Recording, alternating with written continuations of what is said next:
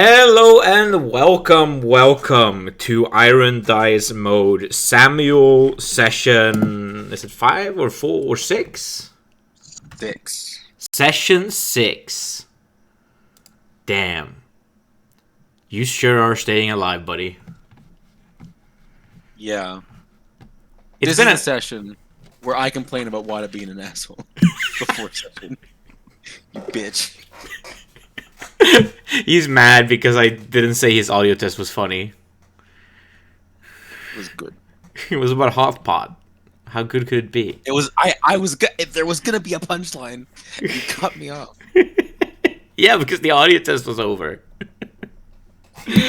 Oh, I always make you do a long one because you never interrupt me, and I need you to interrupt me. This time you interrupted me right away, which meant I could interrupt you back right away, which meant the audio test had served its purpose. Oh. I will say, for recommended viewing, if anyone here is a Samuel-only viewer, which, you know, given that we have no viewers, we probably don't have any Samuel-only viewers either. But if you are a Samuel-only viewer in the future, when this show has finally found an audience, I highly recommend, at the very least, to go watch the last half hour of the most recent Riodon session, which was Riodon 5. I sure haven't done that. Because we finished session early, and then I asked David to review the selection of dinosaurs in the second edition's Monsters Manual. And David is, if there's anything you can call David, it is definitely a dinosaur otaku. My man loves his dinosaurs and has plenty of opinions on them. He knows, like, weird dinosaurs. Like, he knows all the shit. He can tell different sauropods apart and thinks that there's nothing similar about them. Like, David is a freak with that shit. And that conversation was very fun. And we got it all on recording, so it's in the episode. It was supposed to be, like, after session talk, but it became on session talk. Fitting for the Druid campaign, I guess. Well then. Samuel. Let's turn on some music, shall we?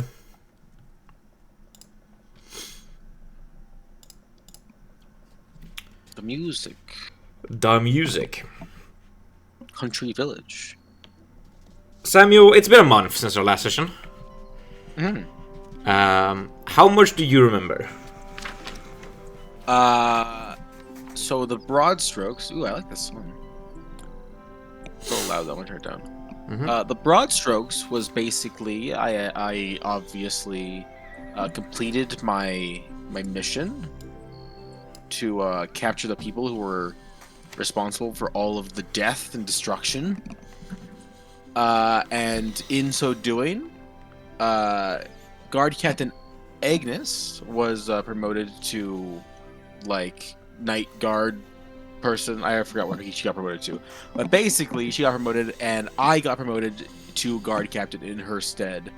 But rather than be a pencil pusher, I was given the opportunity to deputize some people to do the at-home guard stuff for me, while I go and do some field work, but just with some more authority.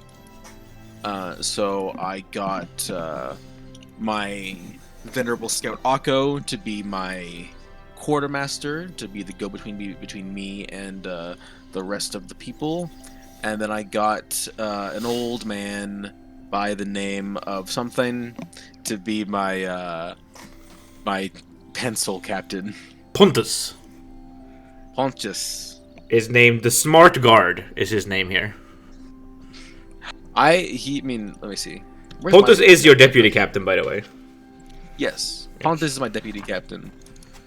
But I kind of made it a trifecta. I was told I could make it a duo, and I decided, fuck that. I'm gonna make it more than that. Yep. And so I did. Yep.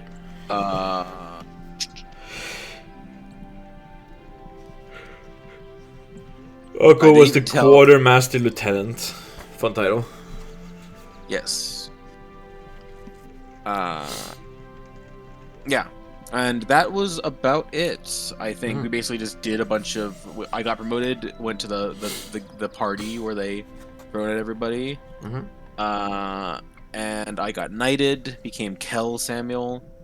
And then I did all that shenanigans with the. I just did a bunch of housekeeping essentially, and then we basically ended session. I think. I don't know if pretty any, much. like big hook happened. We had a long talk with what is my bad guy's name? Roger, right? Roderick. Roderick, right? Roderick is his name. There he is. Yes, I interrogated Spike and Roderick.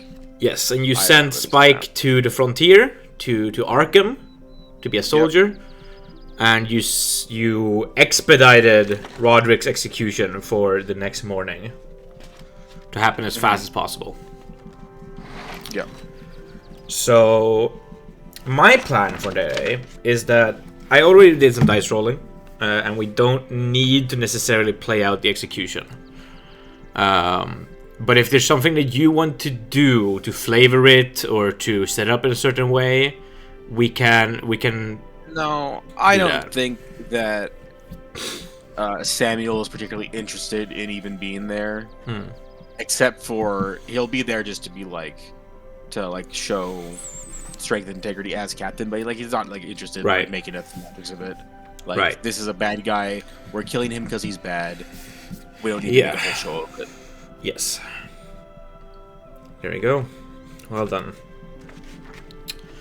In that case, that makes us hit Monday the 15th.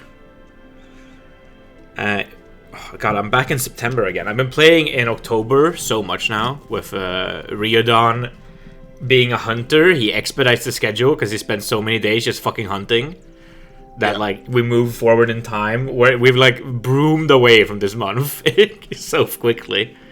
But with Samuel, we're still here. Sunday was execution. Yes, Sunday was execution day. Monday the 15th is where we'll pick up plot again. The rest of the day. 15th. Yeah. Session 6. Hold that. And then Monday the 15th of September. Yes. Hey, Monday the 15th marks the day that it marks the day that Lucius set out from Cagium. Cool. I haven't seen any Lucius stuff yet, but as I understand, he's already fucking dead. True. There's some scary stuff going on between Valus and Ventus. It's a spooky place up there. So I heard there's some bandits or something. They were not the problem. They were not the problem. As I understand, at this point, the bandits are alive, but I won't have to worry about them because they will be dead soon. I think the bandits we talked about are very dead at this point. This point they're very dead? Yes. For those of you who haven't watched Riordan, Riordan managed to get revenge on some bandits from Lucius. Not by fighting them, but by allying with them, and then sharing the bad luck together. It's been a bad time. Alright, well then. I want to pick your brain a little bit about day-to-daying here in Robur. Because you are now captain and things are coming on, and you know how it is your first week or 2 weeks on the job. Everything is sort of you gotta find your routines and such, right?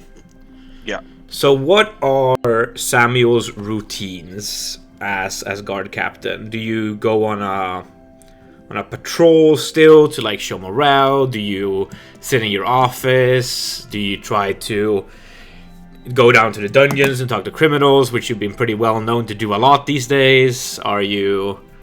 Yeah, Samuel's a common face in the dungeons. Yeah. Yeah, I will. I think during my speech that I gave to the captain, I'm like, my door's always open. Anyone can come talk to me if you need help. I'm here. I'm just one of you. Yes. Kind of thing. But so yeah, I think I'll go on my patrol. I'll check down. I'll probably do a daily check down the dungeons. Be like, who do we got? Anybody new? Anybody that you need help talking to that you can't quite crack open? You can't get anything out of. Right. I'll talk to them. I'll work my magic. Yes. I'll go on patrol. I'll stop by some important places. I'll stop by good old. Hold up, scrolling up. I'll stop by good old Marina's Dockmaster's house. See if she has any info for me.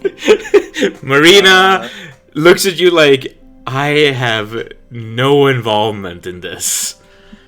Yeah, no, I know she's not involved in anything. I just stopped by. I feel like part of my daily patrol is like stop by Marina, being like, "Hey, anything interesting going on in the docks?" You're going to annoy her for the rest of her life. I guess this is a dock town, so. It's a dock town. She's the dockmaster. Yes, I'm gonna stop by the dock. I'm gonna stop by the docks every day, every morning, and be like, "Hey, Marina, anything weird going on you need me to know about?" Yeah. If she says no, it'll be a 5-second conversation, and I'll leave. Well, but those are the routines. I'll do a fast patrol, not like a very thorough patrol, like a fast patrol around like general places. Yeah. Talk to important leaders in various districts. Check in on how things are doing. Check in with like the clerics. Make sure that things are going all right for them. All kinds of stuff. Make sure people know. I want to be a captain of the people. In a way that they know who I am and they have trust in the captain. They have trust in the guard because they know me and they know me as a good man and they know that they can be the captain. Hot dog stand's got no ketchup. Hot dog stand's got no ketchup. This is community policing, Laura. Yes. That's great. That's wonderful. We have leftist captain Samuel here to do. He's leftist only in the sense that he cares about the community and in no other sense. Yes. We got... As we just saw from Capital Punishment Kane over here. True. We did murder a guy. But he started it, right? So that's fine. He did. That means it's okay. Yes. So I rolled some dice to see... Because I sort of don't want, for the sake of like immersion, I don't want things to just like happen, right? So I rolled some dice to see how many days we end up skipping here. And it's going to be at least a week of this downtiming. Sure, I think that's fine. I think Samuel is happy to take things slow, do his job, and settle into the role a little bit. I think it's going to be pretty quiet. Like, any criminals that are still in the city are going to be like, shit just went down. I want to keep below profile, you know?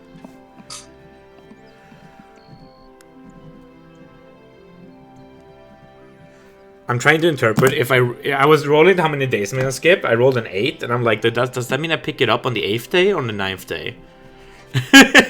The decisions you have to make on as a DM. So many choices, and that means that Lucius is now dead.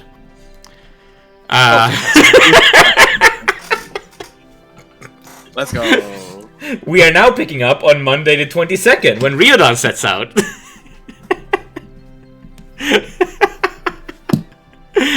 Beautiful, wonderful, even. Wow, Lucius, you sure lived. You sure did it. You hero, you. Anyway.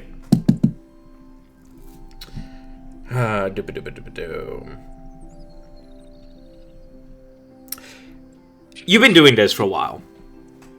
You've been setting up your reputation, and you get these. They're not daily, but they're like bi-daily, maybe sometimes every third day. You get like a briefing whenever someone could have been bothered to write one down, pretty much. I mentioned that Pontus, being the brainiac he is and the stickler he is, probably is.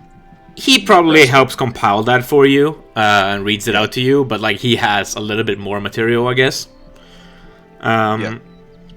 And on Monday the 22nd, you get a report that there was a door in the keep that was magically locked. And it's not supposed to be. And the wizard has already been called in to fix this, you know? Like, it's like, there's stupid magic. Come solve this. Come, like, dispel it. And he's currently struggling with that.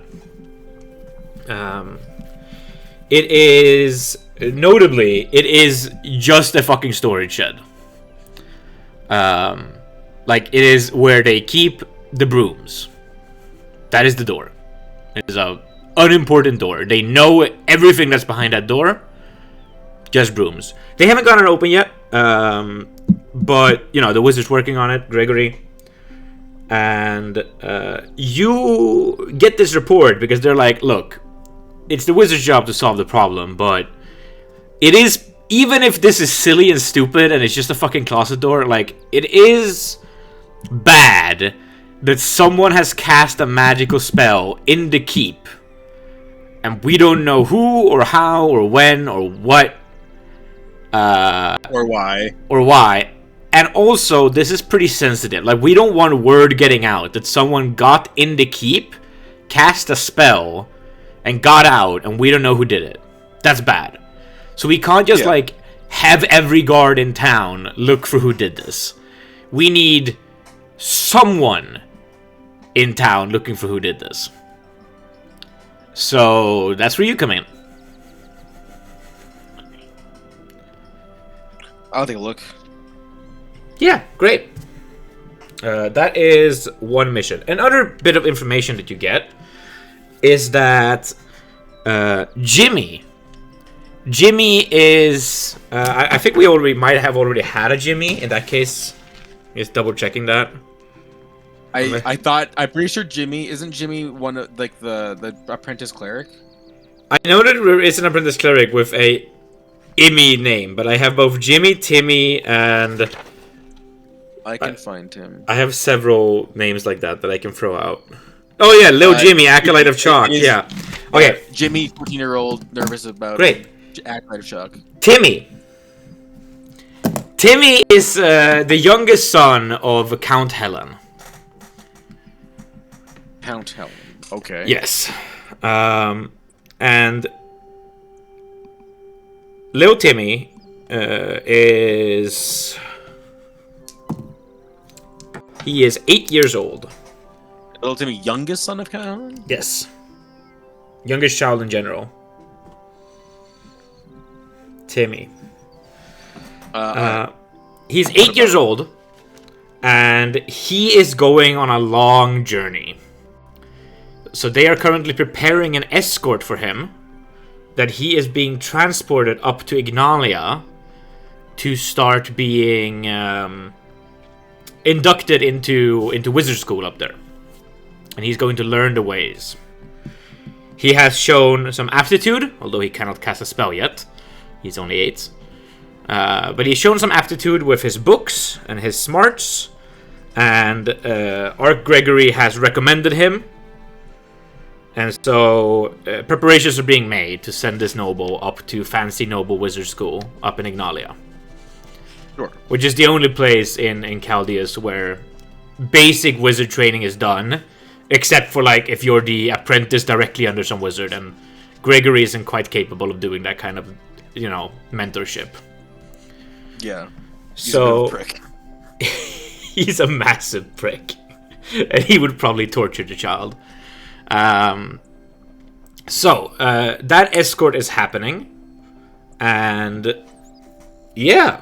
They're a little bit worried about it. Because there are evil druids in the forest who terrorize society, because druids don't believe in society and so aim to destroy it as much as possible. They are getting lost spells on the road so that people walk off the road and disappear into the forest. They are straight up entangling entire caravans and jumping at them with spears. They are sacking wild wolves at travelers going through the woods. And so, they're building up a pretty substantial escort here. And if there's anything that this is sort of like an optional thing. If you want to engage with that, if you want to make yourself a presence in that preparation and that thing, that is an opportunity for you, either to help prepare it. If you want to lead the escort, you can do so, but more likely probably organize it a little bit. That's up to you. That is another thing that is available to you. Sure. Or maybe look into the druids a bit and scare them off. If you can think of a way to make sure that the druids don't attack this caravan, Lady Helen would like that a lot.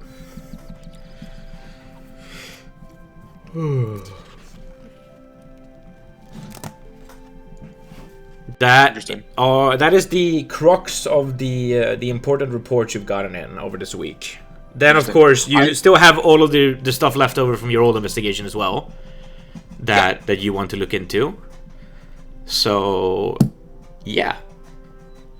Well, they wanted to ask in regards to the week that's passed. I would have liked to know what happened to those magic items that were in that caravan that I got back. Yes. Any knowledge on what happened to those? Any chance that those 3 items have been stored in the treasuries and tombs of the Lady Helen's family, as they belong to the nobility of the city. They might be requisited for appropriate outings and appropriate missions, but for now they are stored in treasury. Sure. Yes. Alright, that's fine.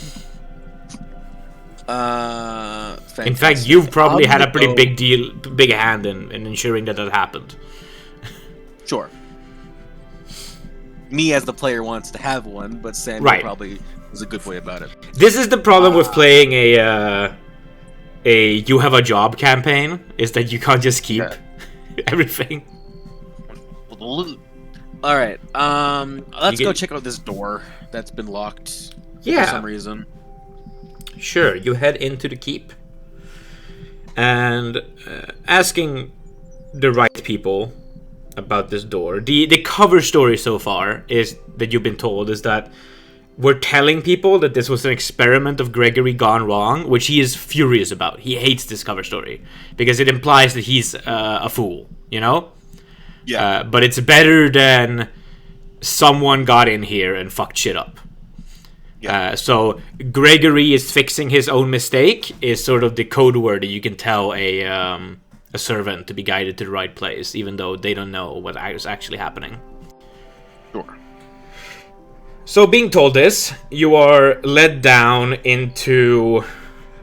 It's not quite like a basement. I guess it's more like the back of the bottom floor of the keep, where they have some... It's basically servant quarters, most of this area. Those corridors that, if you were just a guest here normally, you would never enter these corridors, because they're built in a way where you're supposed to be able to move to anywhere in the keep without being seen, you know? Right. And so, traveling through these, you get to a nook, and there is what very much looks like a broom closet. And you try to open it, and you cannot. You absolutely cannot open it. There's no way. Is Gregory here trying to figure this out? Gregory is currently not here. Okay, interesting. I'm gonna dust for fingerprints. I'm gonna investigate the door, see if I can see any damage to the door. Maybe someone left behind, any scuff marks, anything that looks out of the way. What's this corridor made out of stone? Yeah, there's walls and flooring are of stone. The roof looks a bit wooden. Sure. Any like scuffs of mud in the stone, anything like that? Sure, people have come through, but maybe there's something left behind that'll be distinct.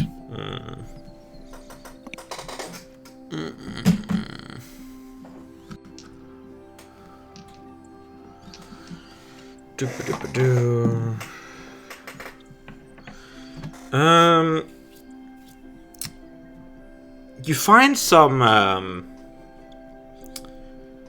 it's hard to describe it. It's some crushed powder that you can find laying around the base of the door. And when you look Okay. at it, it's definitely not like sand or dust. It's weird. Sniff it. You see the sniff? Give me an in check. I know you struggle with those. It's definitely like a do I have the knowledge type of moment, and you do not. Yeah. So If I taste it, do I get advantage? you can, first of all, advantage is not a thing in second edition. We work with If I +4s taste and it, +5. can I roll again? You cannot roll again for tasting it. I'm sorry. All right. Well, I taste it anyway. What does it taste like? Oh, bad. To be clear, I taste it and then spit it out.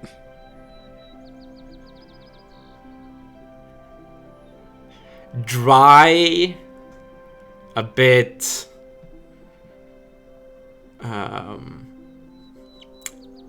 It's not the word that Samuel would use, but I, as a modern person, might describe it as slightly plasticky. Okay. Dry and plasticky. But again, it's a powder, so it definitely seems like something has been crushed up and dried. And it's not food. Like, it's not paprika, you know? Like, Yeah. Okay. it could be anything from, like, skin to, like, wood to... I got it. Like, So bugs or something? Other than this dust, there's no other materials on the ground. Nothing wrong with the door. No, not really. Door looks fine. It isn't scuffed up. What's the door made out of? Wood? Wood.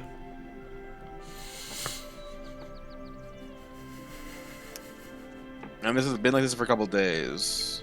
It Is was there a reason we discovered yesterday, but they don't Oh. check the door closet every day.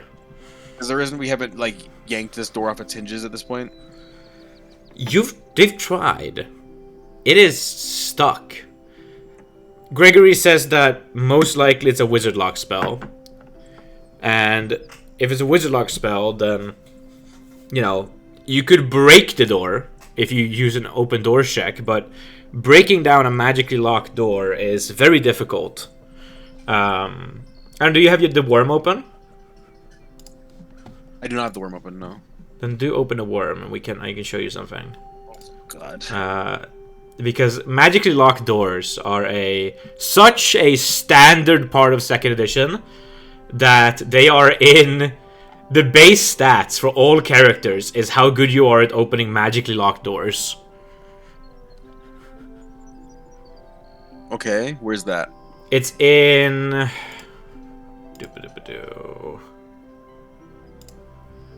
Right, so that should be Player's Handbook, and then Player Character Ability Scores, and then the Ability Scores, and then Strength. No, Table 1 Strength. Right. So... Bend bars, lift gates, open doors. Yes, so open doors is your check to open normally locked doors. Then when you get really low down into the high strengths, you can see that there's a parenthesis number behind it. That is your ability to open magically locked doors with just pure strength. If I have an 18 strength... 18-91 or higher, you have a chance to open magically locked doors. It's impossible to open a magically locked door unless I have at least 18 strength. 18/91, which is the upper 10% of 18 strength. Yeesh. Yes. So no chance. Nope. There might be like one person. Also, if you have that amount of strength, then you have a 15% chance to open it. Yes. So there might be like one person in Robur, maybe two, who have a 15% chance to open this door. By strength. A storm giant with 24 strength has a 95% chance of opening it. No, the Storm Giant has an 85% chance. 85. I'm bad at math. Yeah. You saw the 95 band bars next to it and got confused. Huh? No, Yeah. I did not see those. I was Okay. just bad at Yes, math. bad. Okay, cool. Great. Just simply bad at math. Simply bad at math. I do like, what I appreciate about the open door check is that a Titan has a 5% chance to fail to open a regularly locked door. That's my favorite part.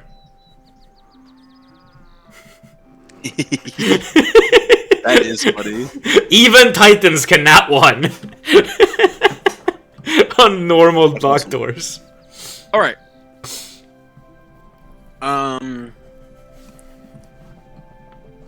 Now, what you could do is, of course, if you had an axe, or if you went and requisitioned an axe, you can probably break down this door and destroy the wood. That's doable. In like a super huge rush, I don't think. I feel like I'm down to wait for Gregory to figure this out. Yeah. But I will check all of the paths. So there's a corridor. There's one thing. So I can go left. I can go right. Mm-hmm. So I'm gonna try to find like the closest entrances to this place and see if there's anything suspicious around them. So I'm looking like maybe go down a corridor. Is there a ledge that someone might have entered this area from? And does that ledge have any signs of entry on it? Something like that. Stuff like that. So I'll spend like a couple hours probably looking around the keep, looking at entrances, fanning out from this door, trying to find ways that this guy, whoever this was, might have entered into the keep, or if they entered into the keep normally, where they might have come from, where they might have exited. Right. So because you are in the servant quarters, the place that sticks out to you the most is, of course, the servant's entrance. And if we think back to what Robur looks like... Yep. I have the map right there. Yeah. Robur is a city in two parts. It has the outer city and the inner city. And the keep is generally accessed from the inner city, from the dock side, right? Where you come in that way. And what the servants do is that they go into the opening of the keep, but then they cut out into side doors. So they don't go into like the main entrance room where you walk in as the guard captain. But the servants, they cut it into the wall, and then they take a corner to travel within the wall around the inside of the dike. And then they travel inside the wall, and then there's different like entrances into the outside from different angles, right? So you can enter the keep from the back, but you have to enter like from the front and then circle within the wall around it, and then enter from the back. And so you do the entrances that stand out to you is like, oh, this is probably how someone gets in here without walking through like the royal areas. Is that you have to walk through like the entire wall, and then when you walk through the entire wall, you end up having to come in through these servant entrances. Right. There are, of course, also ways to come in here through royal areas, like you did today. Sure, that seems more difficult though. I'll check these servant entrances. So servants though should be pretty well groomed. They should be pretty well looking. Yeah. So if some ne'er-do-well has entered through these passages and they find any dirt, it's a good chance that that dirt comes from them and not from some other servant who should be a little cleaner than that. So I'll look through these servant entrances. Now I'm not gonna like walk down the whole thing. At least not right now. But I'll check like around the entrances, go like 10, 20, 30 feet deep. Check to see if there's anything interesting. Any like bricks mislaid. Anything like that. Yeah. You don't really find anything that you don't find an instant explanation for. You do find some dirt, but then you look up and you see a cook lady, and she's pretty dirty because like she's a cook lady. She never goes out in the front. Then you see some other servants who are more nicely groomed, but they're clearly like the people who go out in front into the butler into the royal areas. And so when you look around, you sort of like scan off, and like any piece of dirt you find a plausible explanation for back here. Sure. At this point, I would be thinking about, if I was a modern man, I'd be thinking about soil analysis for all these dirts. Unfortunately, I don't know if Samuel can quite pull that off. Samuel doesn't quite have a forensics team, I'm afraid. Yeah. He did do some stab wound analysis, but that's the best he's done so far. Yeah, the only forensics Samuel has is his own mind and wit. Yes. Yeah, so I'll abandon the dirt thing. I watched the career ladder this morning, and there was a lady who was a fingerprint analyst. That's pretty cool. Cringe. Cringe? Cringe.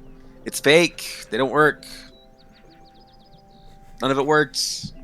Isn't that crazy? Anyway, I'm gonna check back the other side of the servant entrances. Like when you come right in the front and you go in the servant entrance, I want to check out that. What's the security measure on this door? Is there a lock of any kind? Or is it just like once you're in the keep, you can just go through it? I'm trying to figure out what you mean. You have so you say like once you come in the front of the keep, you go into the wall. Right to the servant entrances. Yeah. And you have to walk a long way and then you go around. So I want to check that part by the keep entrance where they go into the wall. Okay. What was the security measure here? Like, is there any like key or anything that you need as a servant to get into this servant path, or is it just wide open for you? I'm trying to make sure that I understand you.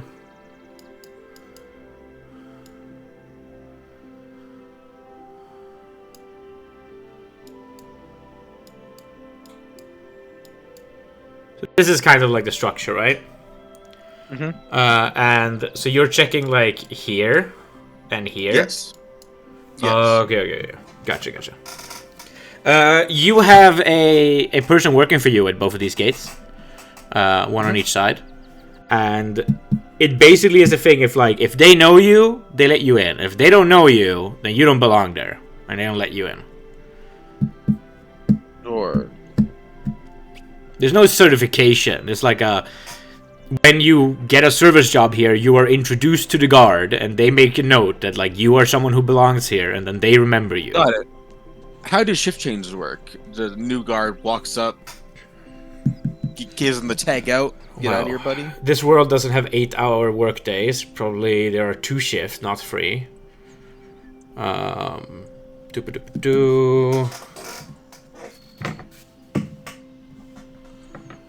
Yeah, there's 2 shifts. You know all 4 people who have this job. Yeah. There are literally just 4 people. So there's 2 people who share the east gate, 2 people who share the west gate, and they work half the time permanently.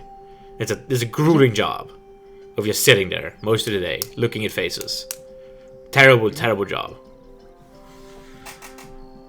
It's a place you stick people who don't really have the aptitude to do physical guard duty, you know? Yeah. Some low strengths going on there. Their job is not to stop an intruder. Their job is to notice an intruder and tell someone else, you know? Yeah. And if they had done that, I would have known about it already. So I'm not going to bother asking them about it. All I want to know is what do their shift change looks like. So night shift shows up. Yeah. And then High five. This is what happened today. This one lady tried to bring her daughter in.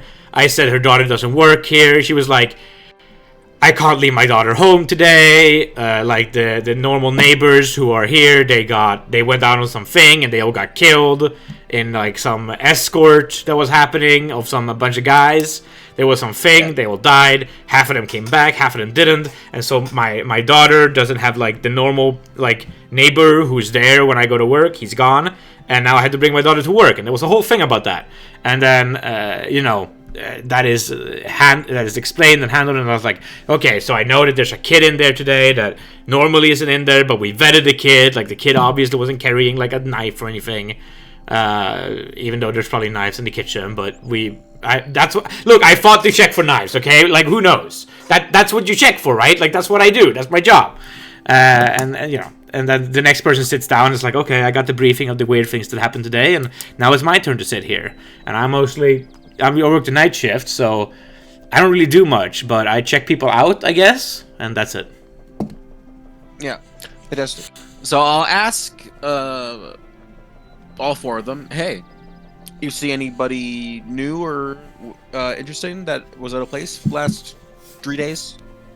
Captain, no. Well, there was this one kid who we let in, but it's a child. There's nothing weird gonna happen from that. Okay. And which entrance do they go into, just in case? The kid went west, sir. Here you go. Mister. And where is this unopened? Where's this locked door? Just for reference. The locked door is like in the back here-ish. Back west. Okay. Yeah. Interesting. All right. Thank you, soldiers. Carry on. So either they didn't come in this way. So how high are these walls? These outer walls. They're pretty substantial. They're proper keep walls. Robur Keep is one of the oldest keeps in this whole region. There's a reason that Robur is the regional capital, you know? Like, there have been times in history when Robur has even rivaled Cagium in the scale. Because, you know, Chaldeus is not this centralized monarchy. It is now, but it hasn't always been. And so at times, Robur was the capital of its own country. And so this is a good castle. This is very functional, very high walls, probably like in meters, probably 50 meters, but they're pretty substantial. 40 meters maybe is more realistic. So yeah, like 80 feet walls. Yeah. Okay. 80, 90, something like that. Interesting. Okay. Those are terrible conversions, but what I said in feet is accurate. Yeah. Fuck it. 80 feet, sure. I'm going to do a quick perimeter check of the inside of the wall, see if there's any, like, you know, a secret staircase of slightly extruded bricks, anything like that, that someone might use to climb the walls discreetly. A little bit of dancing maiden on the walls. Yeah. So... not only is this a good castle, it is also an old castle, which means that yes, these walls are very climbable. You, as a skilled climber yourself, look at it and go, God damn it, I could totally climb that. Anywhere. Yeah. You could climb the wall wherever you tried, pretty much. There's some easier places, there's some harder places, but this is on the inside of the wall. Yes, the same thing is true for the outside, but the outside has a dike, so that makes it a little bit more harder on that side. What is a dike? A ditch? Other than a slur. Dike. Water. A moat? A moat! Yes, a moat. It has a moat. Yes. But moats aren't impenetrable. I'm going to do a quick perimeter check outside the wall. Yeah, so the wall looks very climbable there too, but the moat makes it less. But the moat is helpful. Because a moat means mud. Yes. It means if someone climbed it, there will be at least some trace of mud. There should be some trace of mud where they climb. So I'm going to spend some time going around, take a close look at the outside. Are there mud tracks on the wall? Trail of mud tracks up the wall. At any spot. There are not.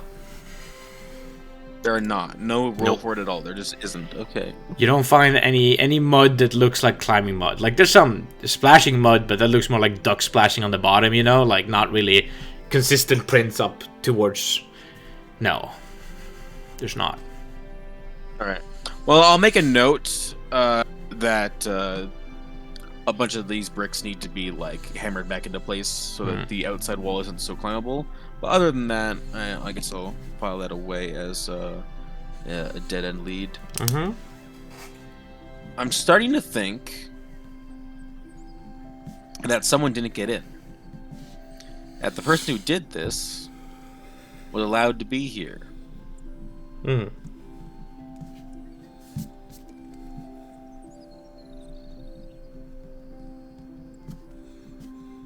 Sorry, I'm just making notes of what you've checked so far. I'm gonna go talk to Gregory. Finally, and unfortunately, for me. What do you mean? Gregory is my best NPC. He's wonderful. He's a delight. He's not as good as Valis for my campaign last night. That guy was the goat. You know how fucking annoying it is that you have a character called Valis in your campaign that you run, and I have a town called Valus in my world, which is the main town that David journeys around. It's spelled differently. Sure, but David is constantly around Valus. In both Lucius and Riordan are both Valus-centered campaigns.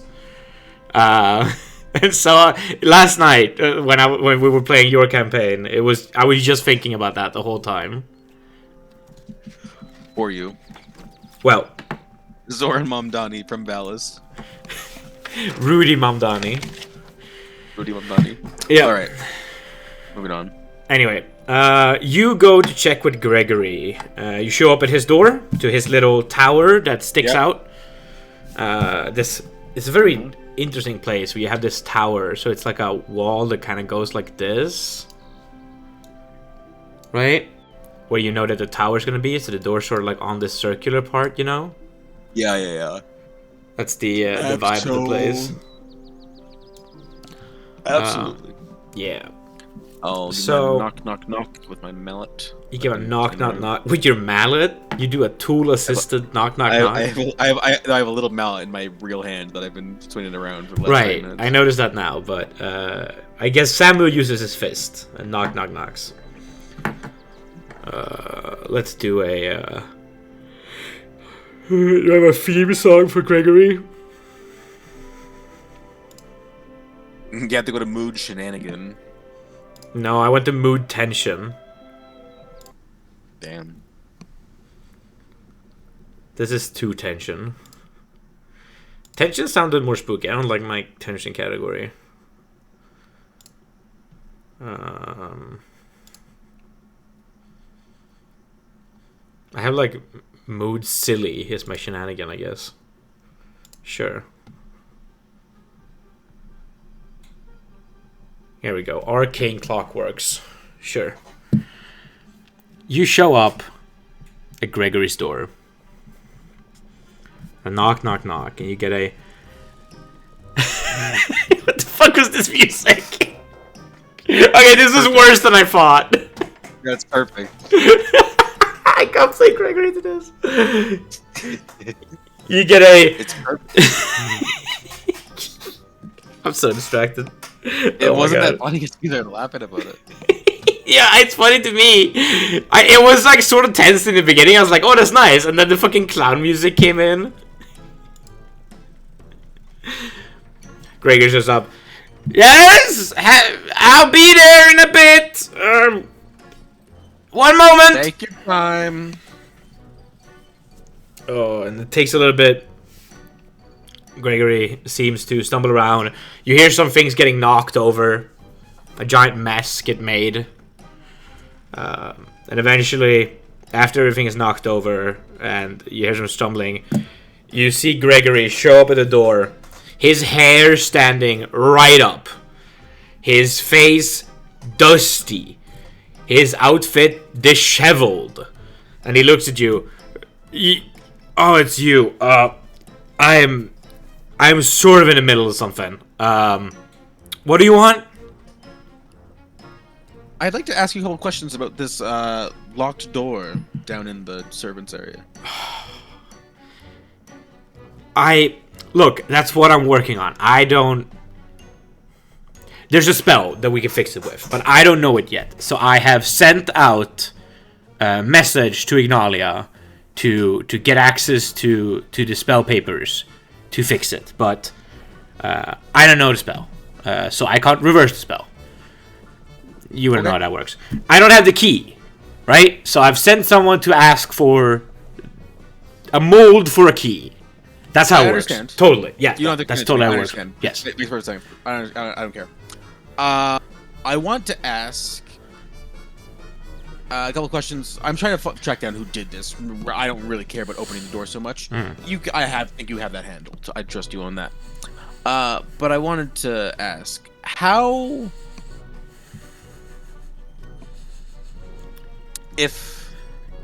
much experience would one need in order to cast a spell like this that locks Wizard lock? If it is a wizard lock, and I think it is, that is a... It does a second level spell, right? This is Gregory going back into his house and opening the book of spells. Yeah, for sure. Identify, protection from evil, Tensor's floating disc. Wizard lock, there it is. It is a second level spell. How much experience? Someone who has... You can't just be a fresh graduate out of the wizard school for this. This is slightly more technical stuff. I could cast it. I could totally cast it. No problem there. I just don't happen to have this one. Sure, but like some wizard adept schmuck couldn't just, No. walk This around. is... We wizards, we categorize our abilities in circles. It's not the first circle, it's like the second one. Yes. Sure. Yes. I think someone would have to cast dozens of spells actively to get to this level of capability. Several dozen. To reach the experience to be able to handle magic of this degree. Right. And Sorry. are you still with us, Gregory? And further question. Is it possible for you to determine somehow whether or not someone has magical aptitude of this kind? Determine if someone's a wizard? Yeah, do you have like a magic rock that says this guy is a wizard? No. No? Usually if they're a wizard, they cast spells and they have a book. Right, but if someone hasn't learned yet, how do you know that they have aptitude? Well, if they can read, that's a good start. And then once they can read, we do logical tests. I was doing it with this kid a few weeks ago. Timmy? Yeah, Timmy. Timmy? He was. I was putting out like, what if this guy is always telling the truth and that guy is always a liar, and then what are you supposed to do? And you ask logical questions of that kind of sort, and if they're real clever about it, then yeah, that's and they can read. It's a pretty good start. So they just need general smarts. Yeah. And from that on, it's a lot of memorization. So if you're good at that, that helps. Someone who can remember a lot of things is likely to be a good wizard. From that, it's just training. Is it possible to be self-taught in this? No, there's no way. I mean, if you had a book. No, but how would you cast read magic? No. You need someone to teach you read magic. I think. I can't imagine it. Okay. Well, thank you, Gregory. I hope we get that mold as fast as possible and open up that door. I'll leave you to it. Right. I'm working on important things. Goodbye. He shuts his door. He wasn't as pissed today, but he's still a fucking loser. How is he a loser? He's a highly skilled man. This guy's like a third level wizard. Guaranteed. He was really adamant that he could cast second level spells, and I'm like, bro, he got second level spells last week. You asked him for a second level spell in the previous run, and he had it, and you then didn't collect it. He has reason And not he to was like very you pissed much. about it. He was very pissed about it. And even though it was only a second level spell, if he was a guy who could cast fifth level spells, he would really be that pissed about it. Are you implying that you made him waste his one second level spell slot for the day to... Yeah, that is what I'm saying. He is the Arc Wizard of the regional capital of Robur. Obviously, he can cast at least second level spells. That's what I'm saying. And no more. Gregory, That's what I'm saying. Anyway, Gregory definitely has fireball. You just don't believe in him. is there a head servitor that I can speak to? Oh, absolutely. Also, change off this fucking music. The music is wild. I feel like I let that music set that scene way too much. It was great. It was fantastic. Alright. Well done. You head out to go talk to a head servant. Let me make a head servant.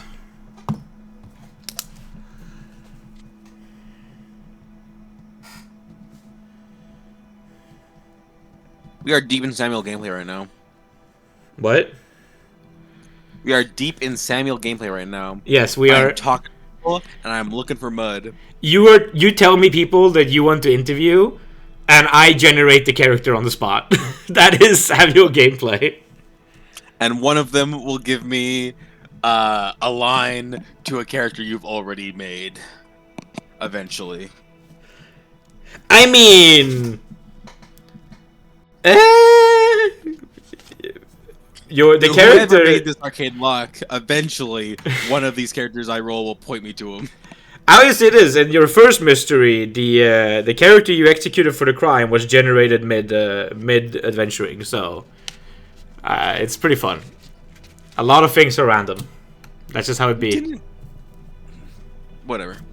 There was an idea of a character. It wasn't a character. It's fine if you don't notice it. It's perfectly fine. You are introduced to head servant Melissa. Melissa is a woman in her late 30s, just like you, probably around the same age as you, Zach, exactly, and works here as, well, head servant. Her job is to know people more so than to know any specific task. Fantastic. That's exactly what I need. Yes. Are we acquainted already, or is this? You know of her, and she knows of you, but I don't think you've had drinks, you know? Yeah, sure. Does she have an office? That Everyone has an office. No, I think actually Melissa does not have an office. I don't think she does. I think that her office is the entire keep, and that's actually something that she always says. Like, I'm always in my office. The kitchen's are my office. This is my office. The work quarters are my office. I'm responsible for all of it. Fantastic. So I'll track her down in her office, wherever. Yes, you track her down. At this moment. You find her in like the stables where she's currently talking over some new horse feed with some of the little horse boys there, and she's going over like, oh, this is a new one. We need this special feed to come in. It should be stored over here, and she's just going through stuff when you interrupt her. Yep. Well, I'm not going to interrupt her. I'm just going to picture her to be finished with whatever she's doing. Right, she finishes up. She turns around and just like a dude waiting for her, leaning against something, arms crossed, waving. She goes, "You are Captain Kel Samuel, if I understand it." That's right, and you are Melissa, as I understand it. We haven't been formally acquainted. It's nice to meet you. Nice to meet you too. I hope. Whatever could be the trouble. Well, I wanted to talk to you about, Gregory's experiment gone awry, as it were. Yes, that fool. Got himself in trouble again, hasn't he?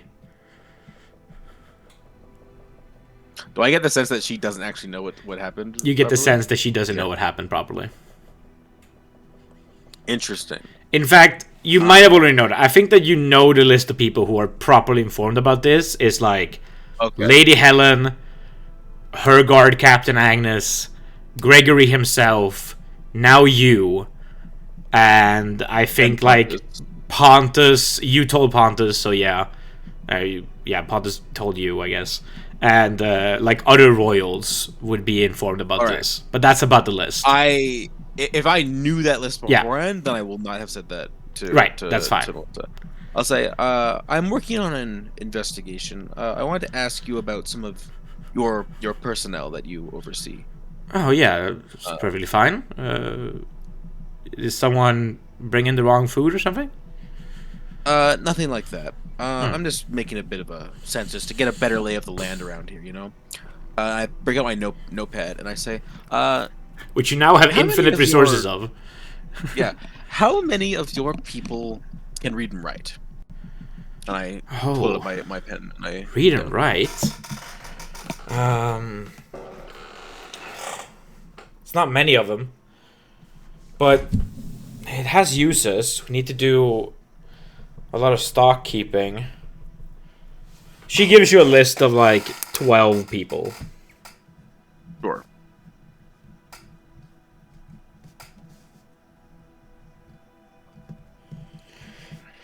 It is mainly people who are like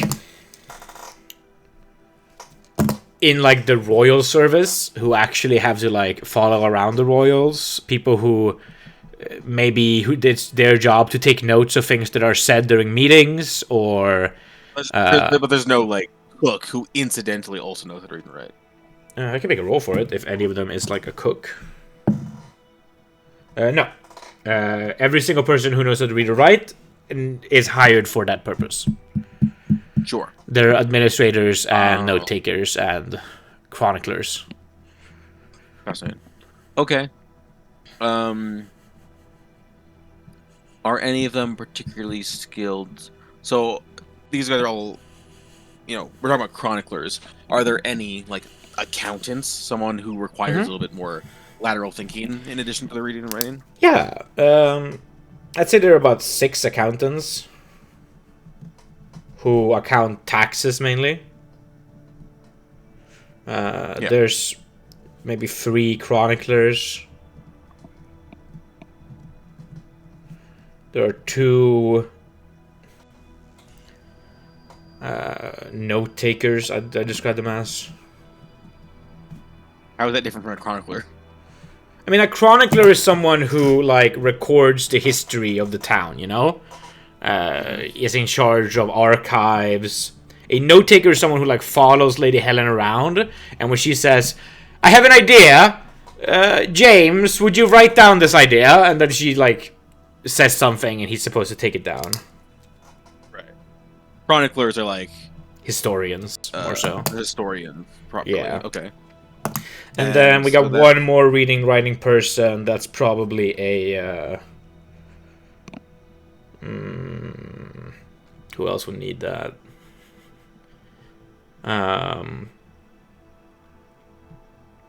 That's probably Melissa herself, oh, as chief of staff. what?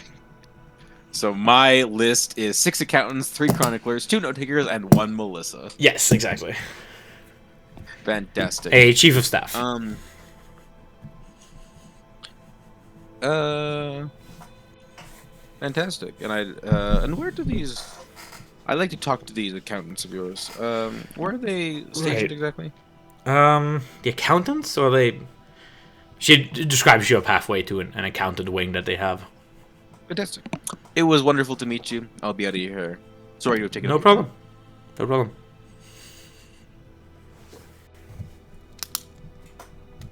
This is great. We are. I always prep for some things thinking that they will be very useful, and then they're not. And then I don't prep for things that are If useful. you don't give me any direct leads to a thing, Yeah. I'm not gonna get there. No, it's great. It's great. No, I was not talking about that. I was talking about like. So, for example, for Riodon, I got a vibe, and I prepped the entire taxation Excel sheet for all of Icalius. So I know exactly how many taxes go to every single area. But then I was like, I never thought about the fact that who accounts for this in universe. Because I know that one accountant did it all out of universe. That was me. I did all the tax counting. But then who does it in universe? Right. And I hadn't thought about that. Right. That's interesting. But yeah, of course there would be accountants. This is a tax center. Yeah. Yeah. Okay, you want to go speak to the accountants. The chartered accountants. Yes, I do. Okay. What questions do you have for the accountants? I basically give them the same spiel. I'm taking a census, trying to get a sense of how things work around here. Mm-hmm. What doors do you guys enter in? Well, there's the treasury door, where we do our No, I mean counting. when you come in the keep. Oh, we go through the servant quarters. Yeah, the east one or the west one. We go through the east one. I had a bit of an imagination, so all six of them agree to this. Yeah, they all agree to this. All right. Do you guys arrive at the same time generally? Arrive and leave? No, we work during the day, but there's not really a set starting time. No one really keeps track of that. We show up when we've done our duties in the morning, and we leave night when we're done. Sure. We are later. Does on any temple one days. particular one of you tend to stay later than the others?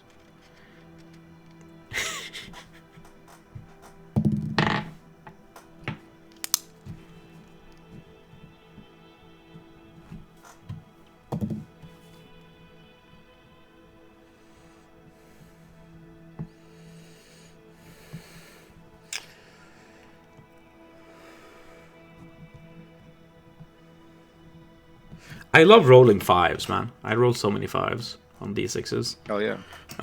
Everyone looks to Elise, and she goes, "Look, it's nothing weird about it. I'm careful. I double check your notes too."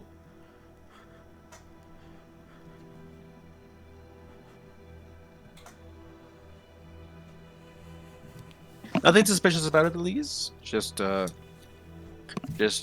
want to have. I wouldn't have to stay so late if they were better at their jobs. Fair enough.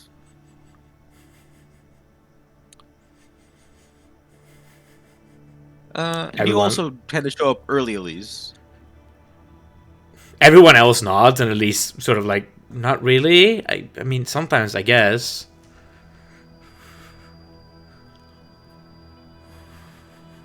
It's like Elise is in the front. They're all nodding behind her. Yeah. Stays late a lot and shows up early. You get the sense that Elise is not particularly popular here. Not popular. The note that I wrote down is Elise counted as anal AF and stays late a lot and shows up early. That's pretty accurate. Anal AF. Anal AF Elise. Very interesting. Well, that's all. Thank you. Why did you say it like that? Anal AF Elise is like her nickname now. It's a phrase. It sounded so much like a set phrase. Well, thank you, the six of you, including Anal AF Elise. I will be seeing you. Thank you so much for answering my questions, and I'm sorry for taking up your time. She looks around. Everyone else looks like they were busy the whole time. She hasn't seen any of the nodding, I guess. Yeah. Will you report the bullying situation going on in the accountant room? Is it bullying? Is that what I it don't sounds know. like? More so than like, I don't know if it was bullying so much as Elise is just kind of anal and people don't like that about her. Great. We chalk it down to righteous bullying. Great. I don't think it's bullying to dislike someone. Whatever. Unless it's tactical incompetence on the other accountants giving her extra work, which is possible, I suppose. The chroniclers have a little bit of a library that they hang out in, and the note takers tend to follow around the royals. I'm not going to bother talking to the note takers. I just want to talk to the chroniclers and ask them these exact same questions. Great. You show up to the library. Now, Robur Library is quite substantial, again, harkening back to the city's past of being much more relevant in the past than it is now. At times, this library has served entire cohorts of wizards, though now mostly Gregory peruses around here. And when you look around, are you literate? Magic books in here. There are magic books in here. Yes, Samuel can read and write. Yes, Samuel can read and write, despite his low intelligence. And you are literate enough to know that there are plenty of books in here. Plenty of wizarding books. And there's chroniclers who are doing a big job of like sorting it out. You get the sense that like the general workflow here is that every morning Gregory comes in and takes like 40 books that he wants to work on that day, and he drops off the 40 he had yesterday, like, on a pile somewhere on a table, and it's their job to sort of, like, put it back again. It's a big thing they do. Sure. So they are historians for Robur generally, so they know a lot about the history of this place. But mostly they are, like, Gregory's annoyed assistants who are fed up with him. Right. Yeah. That is a good... Describe these three guys to me. Are these guys old, middle-aged, normal? There's one really old guy. One really old guy and the other two? One middle-aged woman and another really old guy. It's two really old guys and one middle-aged woman. The fact that you roll all three of these guys just now makes them very unlikely to be the culprit. Oh, no. Even when I prep, I write... Characters I do prepare, I write, like... This person exists. I always generate gender and age during session. Every single character. Except, like, Lady Helen, who was prepped before your first session. A few of them were set up, so I had some names. But that's just... Okay. That's me trying to make my world age and gender balanced. Fantastic. All right. And maybe they're still on the chopping block. I'm going to ask them the same question I asked them. Which doors do you come in? Does anyone stay particularly late or just come in particularly early compared to the other two of you? Yeah. So several of them do say that when they do have to come and go, they'll take the east path as well. That seems to be the administrative side of the building more so, whereas the west more so has kitchens and that kind of workspaces. But some of them, like on occasion, when they walk in with Gregory, they can come in through the royal quarters. Of course, it happens. Sure. They also say that like it is not uncommon for them to sleep here. Okay. Because sometimes Gregory shows up and is like, "I need to find this book. None of you are going home until I found it." And when that happens, that could be a day and a half of looking through this place. And during that time, you eat and sleep. You do not leave, because then Gregory will be mad, and you don't want to piss him off. Mm-hmm. The two old guys are like... They raised Gregory, and they sort of like look sad when they talk about him. In a lot of ways. Mm. There's two old guys and one middle-aged woman. Okay. Fascinating stuff.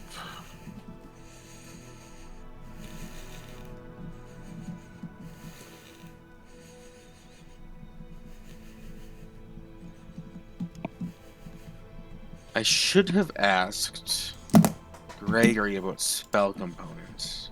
Hmm.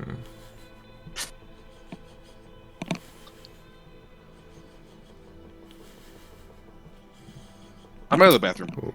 Okay, go to the bathroom. I don't know, do you need to pause me or something? It's I'll fine. be back in a few minutes. I will tell chat about cool things. If you want to know what sort of books exist here, then I am trying to find that list. Yes, here we go.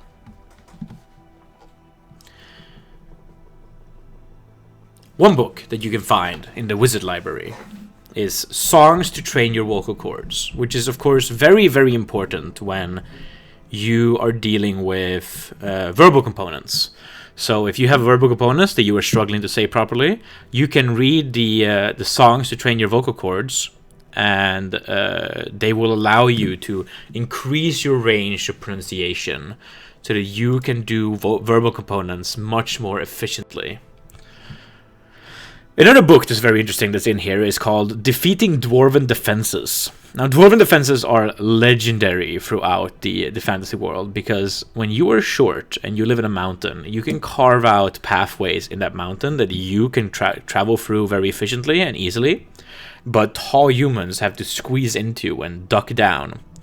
Now, this makes dwarf holes exceptionally difficult to invade, because in a dwarf hole, you always have a disadvantage. But that's where wizards come in, you see? This is why this is a wizarding book, because weakness of dwarven defenses might be that if you flood it with, you know, a cloud kill spell, the dwarves could be flushed out or even killed on the spot inside.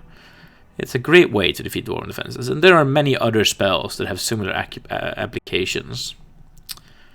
Another book that you can find here in Robur. Now, why? Oh, I can also say, why would Robur, of all places, have access to the Defeating Dwarven Defenses book? Well, right next to Robur here is this little place called Qsol. And Qsol is a mining town next to this little hill. And this hill is very, very much a home of dwarves historically. And for a long time, in the old times of this place, the dwarves of Qsol were in opposition to Robur. And Robur sort of brought all of Robur County under its heels. And Qsol was one of the first places that they accomplished this by driving the dwarves out of the hill. The people of Robur built Qsol the city and managed to sort of colonize the area, taking advantage of the mining riches that could be accomplished there. And these days, it's more like the dwarves are citizens in this area, just like anyone else. But back in the day, there was definitely an aspect of colonial sort of like semi-slavery of these dwarves for a long time, where their labor was expected and enforced through military defeat. Anyway, what are some other books that you can find here in Robur? In Robur Library.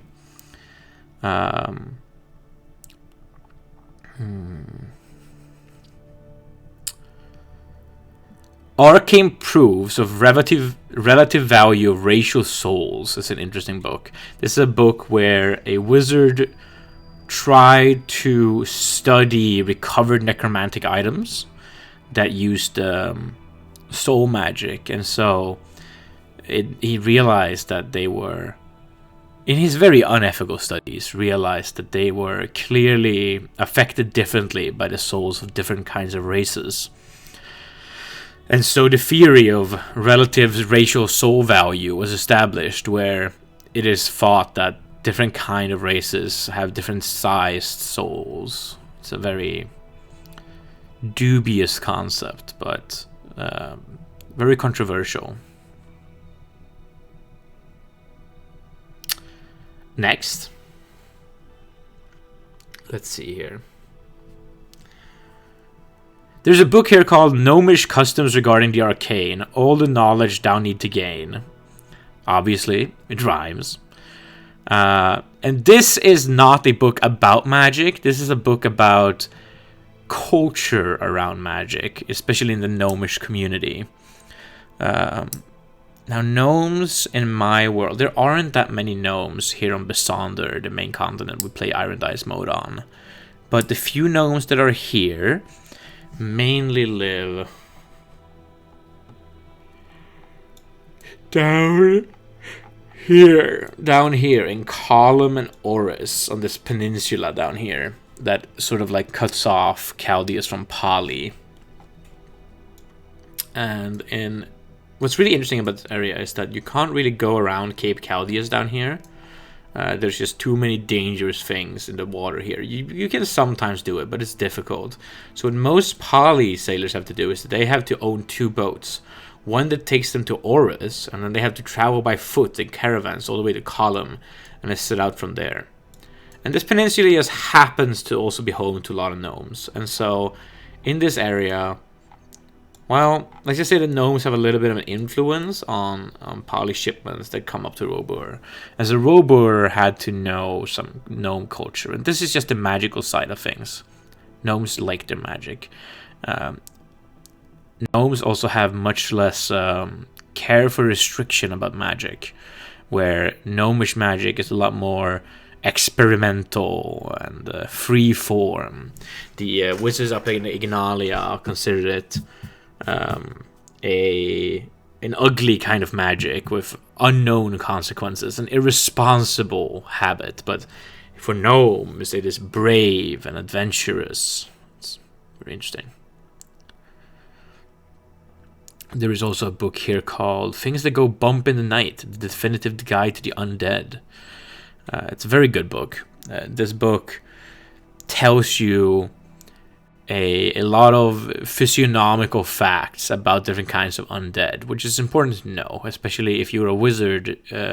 Adventurers come by every now and then and ask questions like, what kills a zombie? And this is not something you study because you study spellcasting, which is a very particular thing. But outside of spellcasting, you need to be able to also give instructions about like what kind of soul do these undead have, what kind of sword might hurt them the most. And so this book, Things That Go Bump in the Night, The Definitive Guide to the Undead, is definitely a functional book for that purpose, so you can go and look into and experience this. Another book that is in the Rober library is Leomund's Tower Design. Now this is the premier tower design book. Stop.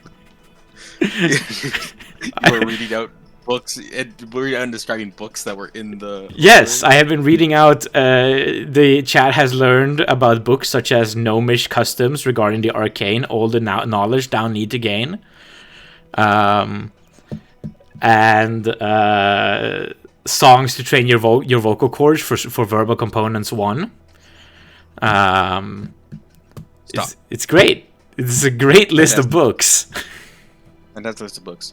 But back to what's important. This is important. Question: I open up like, can I get one of them to show me like a magic book that has like spells in there or something like that? Yes. What kind of book you guys have here? Yes. What school of magic are you interested in? Any kind. Oh, absolutely. Here's a book from the Illusions. This is Fooling the Senses 4, Taste the Smell. Fantastic. I opened it up to a random page. Can I read it? You can read some of it. You do programming, right? If I remember right, you have some programming fundamentals. I don't, but yes. I know enough about programming to know that there are notes you write mid-programming that are like written in plain text. Mm-hmm. Yes. And this is all throughout this book. Is like, in fact, I'd say that a majority of the text in this book is these kind of notes. But then every now and then, there's text in here that you cannot read. It's like in a different script? Yes, it's in the script of magic. So it's a script that moves around and is difficult to comprehend. Sure. You suddenly have intense dyslexia when you try to read it. Yeah, I'll pull one of the guys aside and just say for a moment, what does this say? Oh, I can't read that. I'm not a wizard. You'd need to cast a spell, read magic, to read that. I knew that. I'm not gonna say that to him, but I knew that. I was trying to see if one of them had already cast read magic on themselves. That's what I'm trying to do. I pulled them aside. Yeah. So I'm gonna try the same thing with the two of them. Can you read this? All of them explain to you that they are not wizards and do not cast read magic. It is. But is one of them lying?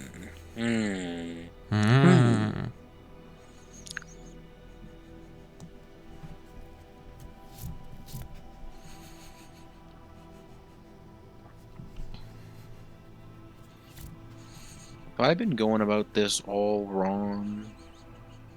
Did you give me two separate plot hooks, but actually they were connected?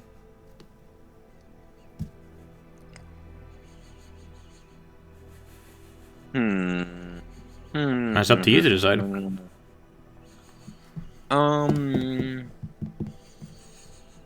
Fascinating stuff. I asked them, does anyone else come in here other than Gregory?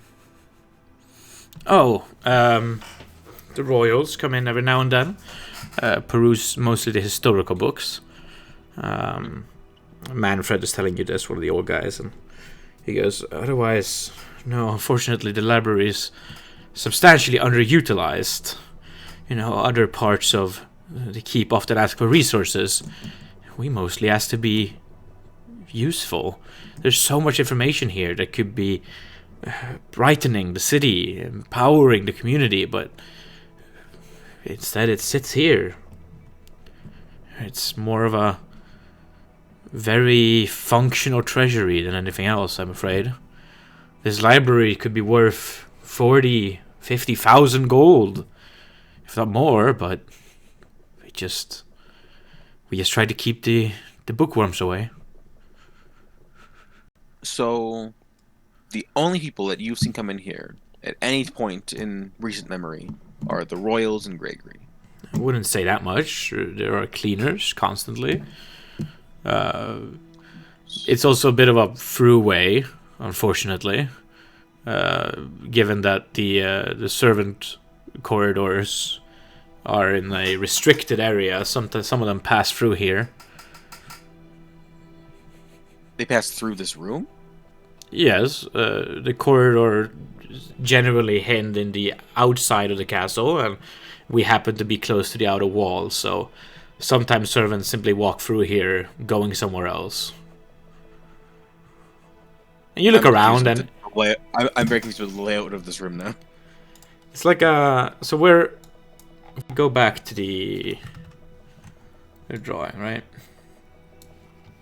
This second check was the accounted one, and you have the libraries like up here-ish.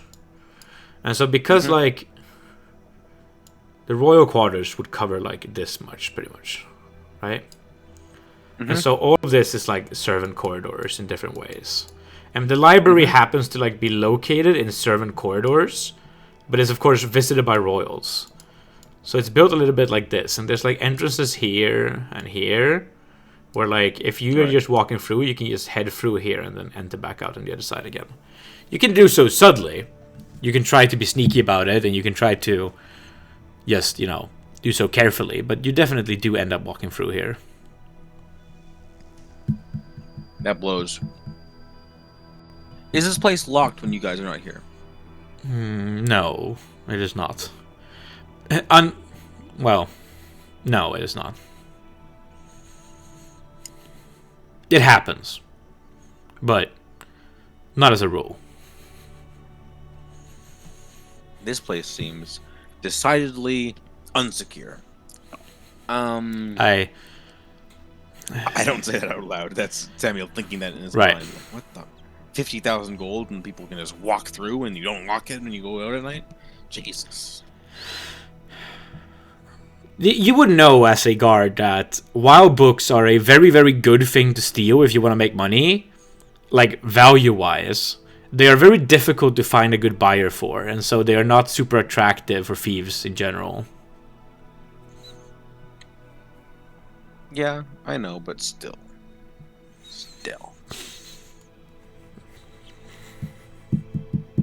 But yeah, every single book is worth like 100 to 200 gold, if not more.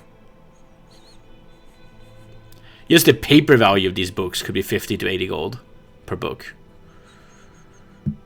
Yeah. A page of paper is like 2 gold.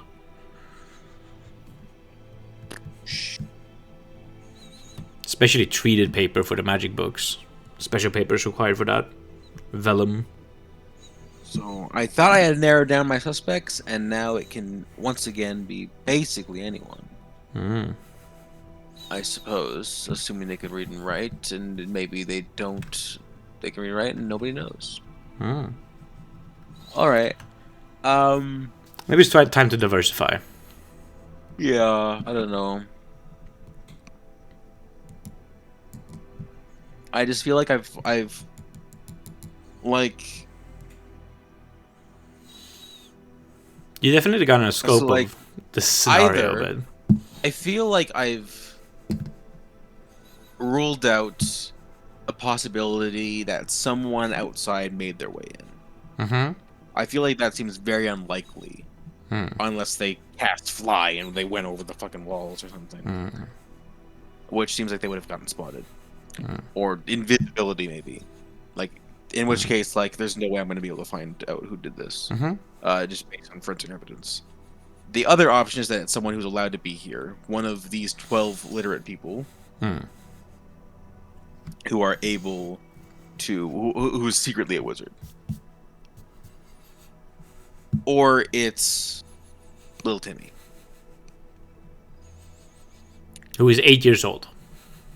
Who was 8 years old. But who knows? Would I make the bad guy, or like the person responsible for something in a story, the character who shares the same name as you do IRL? Is that what I would do? Yes. Would. Even though he was named Jimmy initially, until I realized I already had a Would Jimmy. you make the villain an 8-year-old? Also, yes. Would you, in your world building, let an 8-year-old cast a second level spell? Not a fucking chance.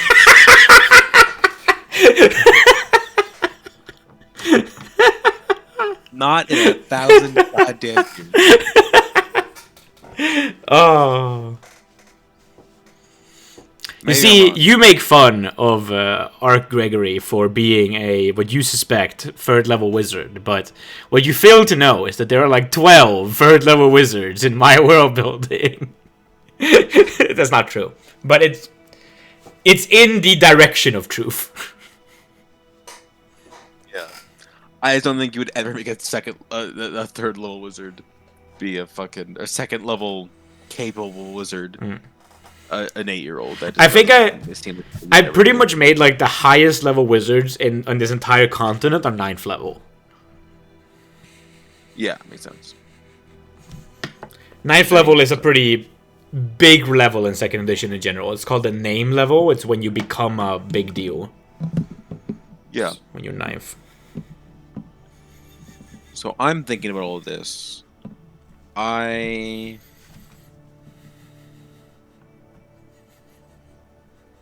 Because what this looks like to me is like this is a random locked door that is of no consequence. What that looks like to me is that was someone testing out their magic. And maybe they only have 1 2nd level spell slot. They couldn't reverse it. I don't know how the spell works. But that's what it looks like to me. Someone did the spell and it got discovered before they could reverse it. Maybe when Gregory gets the door open, there will be something insane behind it that disproves all this. But it just seems so obvious and dumb. Like a person with 5 brain cells. I've forgotten to give you one bit of information about this. There is, of course, a person who discovered this. Oh, sure. Who would know about it. Because I gave you a list of who knows about it, and there's no way that any of those people discovered it. Let me just double check something before I go into that.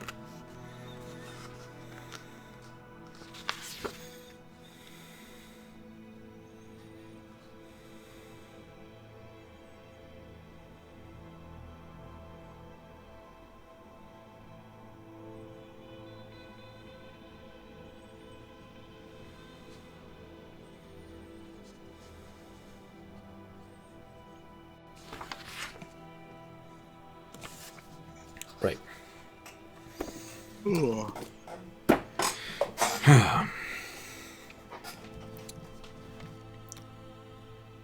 The person who discovered this is a servant, and she had the good wits about her to come directly to Agnes with this, who was a person who she trusted and knew was close to the account. She figured that this is she knew that like this is very serious right away, and she is a cook because it is a closet right close by where the kitchens are. This cook is a young woman called letters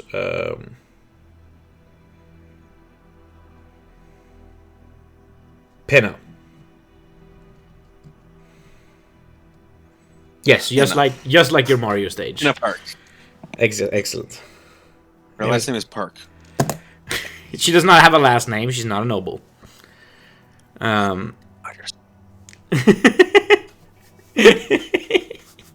This was the session where you were annoyed at me. It's true. And also where you hit yourself with a stick the whole time. Well, Pinna discovered it. She simply noticed that she went to get a broom and she could not get in the door. Right. Do you wish to speak to her as well, or something? Sure. Yeah. You go to find Pinna. She's, she can be summoned so that you can walk into a room where no one's listening to the conversation. And she comes in like, hello. You're captain, I understand it? That's right. My name is Kel Samuel. Please don't be nervous. There's not anything wrong. I just wanted to ask you a couple of questions about right. the broom closet. Mm-hmm. I understand you were the one who discovered its irregularity. Yeah, it was yesterday. And what time exactly did you discover this? It was later, I think. Probably around. I think the sun was going down already yesterday, and I was going to put a broom back that another cook had taken out earlier in the day, and I couldn't open the door.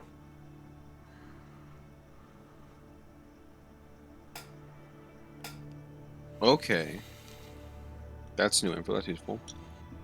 Another cook had brought this broom out earlier that day. Yes. You're certain of this? Yes. Okay. And then after that, the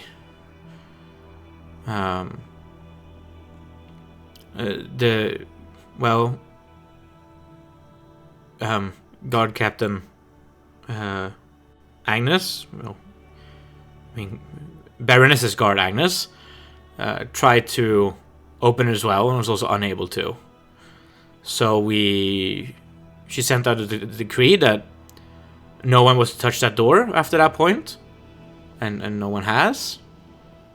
And that's all anyone else knows about it.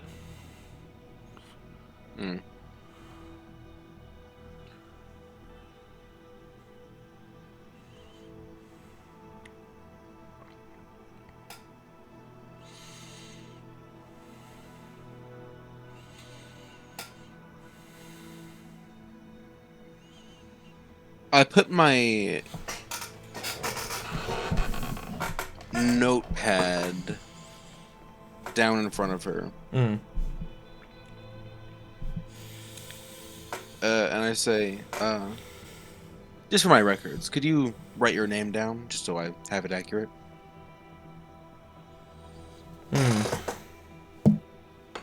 She looks at it and goes, I'm sorry, Cal. I don't know my letters well. Oh, of course. I'm so sorry. Forgive my rudeness. Didn't catch or anything. Okay. She looks up again and goes, honestly, I don't know many things well here. It's a bit awful having discovered such a thing after I only started working here recently. It's all a bit much right now.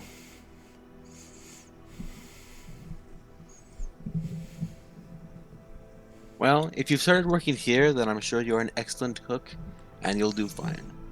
Thank you. There's nothing to be worried about, I promise you. Thank you for answering my questions, and I'm sorry for taking up so much of your time. You're dismissed.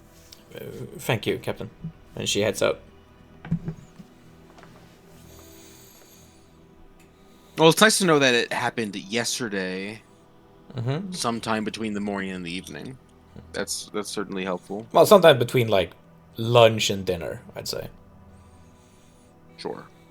That's a good way to understand what you try to say.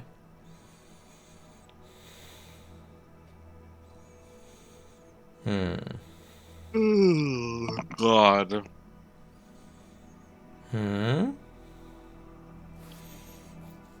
It makes it even more remote of an idea that someone snuck in. There's just no way. So I have 12 suspects.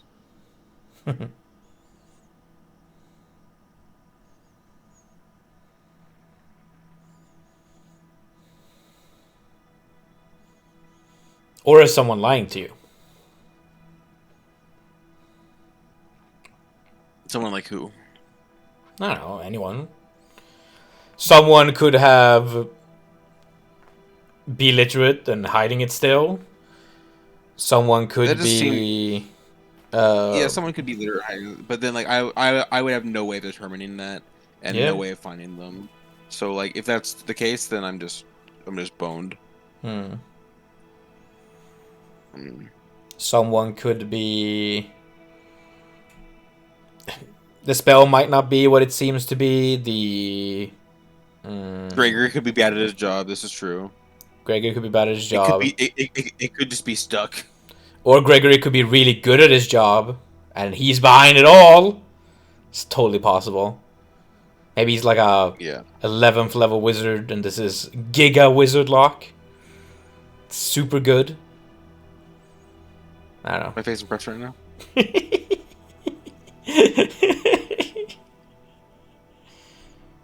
Look, don't be mean to Gregory. He's cool, okay? I like Gregory. Gregory can lick these nuts. You were so suspicious about him in the previous case with all the paper. The Gregory attracted paper. Yeah. I just have no way of figuring out what's going on with that. So I'm just gonna keep a close eye on him personally, and we'll see if he does anything sus. Okay. You want to work on the other situation, or are you completely delegating that? I think I'm gonna leave this for now, and we'll go talk to little Timmy, or we'll go take a look at organizing this thing. I do like how earlier I said that little Timmy shares the same name that you do in real life. When Timmy is not your name in real life, it is what we call you. Yeah. It's super dumb. Isn't that my name? A thing that we call you is a name. Yeah. This is not your actual name. It's not. It's also. It's a weird thing. It's a nickname on your nickname. It exists in a weird name superposition of being both a name and not your online name, but based on your online name, and it's stupid. I do like it though. Awesome. It's a good vibe. Big fan. Big fan. Anyway. Yeah. You decide to go talk to him. He's sitting there. He is rehearsing his letters. Timmy? I thought you said you were, but... Well, I was going to go... I corrected myself, said I'm going to go see about organizing this... right. That makes more sense. Caravan, whatever. That makes sense. So what are your thoughts on it? Do you need to clear out the forest of any and all druids? Do you need to put the right men on the thing? Do you need to lead the caravan? What are your thoughts on this this situation? What does your involvement need to be? I'd rather not lead the caravan, because again, I don't think that I am a particularly strong soldier or anything. I don't know. This is a good druid. I'll be a little bit transparent here. One of the points of this exercise with Timmy's escort is to do a character study on Samuel here. What is Samuel like? How do you treat your job in these situations? What is your job, and what is other people's job? My job is to find a solution. It's other people's job, maybe, to execute on that solution. I'm sitting here. What do I know about druids? Okay, druids live in the Westwood. Yes, I know all this other bullshit about they attack whatever. They live over here. What do I know about them personally, culturally? Like, what do they respect? Nature. They do not believe in the gods. That's the main thing. They don't believe in any of the gods. Yes. They believe in nature, But, like, and They they don't believe in respect. society, but like, is there something? Is there anything? Do they just hate every single fiber of us with every fiber of their being, no exceptions? Like, is there any means of communicating with them to be like, hey, don't attack this caravan? Some Like, druids is there are any known. amount of respect that any amount of them have for us? Some druids are known to trade with some rural folks. Sometimes people who are excluded from normal society, like bandits and such, trade with the druids because druids are also excluded from normal society. Culturally, druids tend to live in these clans that are all like different, and so every single druid clan has their own little stint to them. Some are more militaristic, more aggressive. Others are more like hippies in the woods who smell plants and drink lake water and get high on mushrooms. But like all of the druids sort of like come together for these big meetings every now and then and decide bigger things together. So they still have like some kind of coherent structure to them. They are meetable if you find some people who do business with druids. Which, if you find such people, you'll be in the situation where like you're technically probably supposed to arrest them. But in this case, it might be useful to you, so you don't arrest them. It'd be that kind of a situation, you know? Yeah. That may or may not be a thing. The tribal people most known to contact the druids are definitely the mountain bandits around Vallis in the north. But those clans have recently been dispersed in a bunch of stuff that has been going down in Vallis. So Yeah, those clans are not very. I don't know if I can talk to them before this caravan needs to leave. Yeah. I need info on this now. I guess like what Samuel thinks is like he has his information, but I don't think I understand really why druids attack people. Like they're militaristic for like, but they don't seem to gain anything from it materialistically, which seems druids believe seem quite poor. That seems like literally genuinely psychotic. Like insane. They believe that every single city is like an affront to their religion. You are not supposed to live in cities. You're not supposed to build big structures. You're not supposed to have all of these societal expectations, especially capitals are. I understand they have this ideological thing. Yeah. I'm saying that attacking armed guards for ideological reasons, for no material gain, is crazy. Yeah. That makes zero sense. They are ideological fighters. They don't do it for material gain. They don't believe in material gain. Like, as a world-building exercise, this is insane. I just want you to understand this, if this is like actually true. What's happening. They don't believe in material gain. They are, you know, they're terrorists. Like, but they are weird terrorists. But terrorists do these for material gain. Yes. They have ideological. Yes. There's of course some sense of like, if we do this enough, we could destabilize these cities and we could eventually like return society to our ways, you know. But they are aware of the fact that currently they're in a massive disadvantage and they're a small group, and so they do the best with what they have. It's just nuts. They don't really run into Robur with like 200 druids and storm it, but you know, if you come close to their places, they'll fuck with you. It just makes them seem really stupid. They are all uneducated, but you know, they have their own wisdom. I mean, no, I was about to say, like, I don't mean stupid like int-wise. I mean stupid wisdom-wise. It makes them seem really like all of these are five whiz druids if they're going out attacking. That is mechanically not possible. I know it's mechanically not possible, but you have to have 5 wisdom to go attack a bunch of armed guards for ideological reasons for no material gain. That's like the It's not worst every low single wisdom. druid group that does this. It's, I some know, of them. I understand it's not every druid group, but it's still happening. Yeah, it is happening. Like 5 in play. That's all I'm saying. 5 Okay, in display. you don't respect the druids. That's your prerogative. Mm-hmm. It just doesn't. I don't think this makes sense to Samuel at all. Like, I don't Right. think that Samuel's trying to think of like, okay, there has to be a way to reason with these people to be like, hey, don't attack this caravan. But like everything that he is told knows about them says that no, there's not, and that just doesn't compute in his brain. That just like doesn't make sense Hmm. because it's like people want things, but these druids don't want anything. They just want death and destruction for no reason. Well, they do want, I mean, they want something. They want their lands to be left alone. They want generally other people to convert to their practices. They proselytize. If they want their lands to be left alone, then what they're doing is explicitly antithetical to that, because people wouldn't wouldn't engage with their lands at all, except for to go on the road.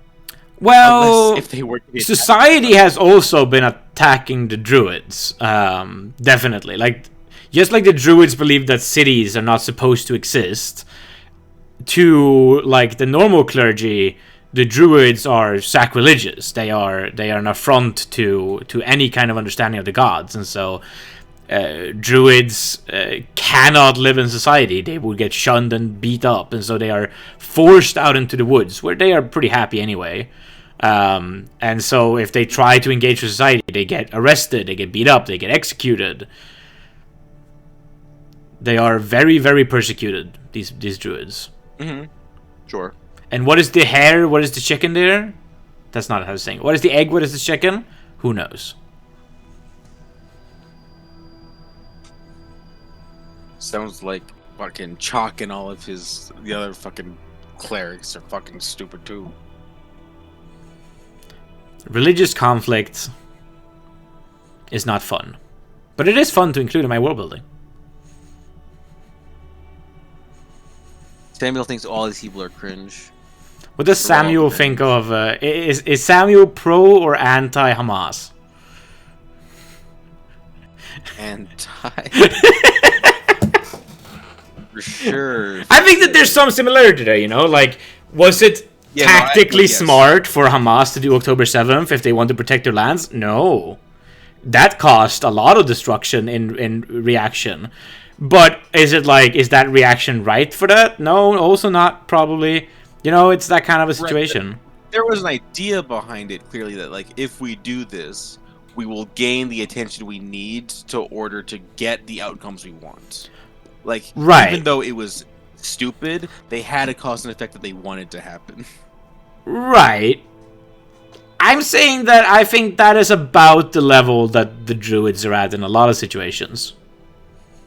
They do stupid things that they shouldn't do, but from their point of view, with enough hatred, enough division, enough ideological fervor, these things can start to make sense in their heads.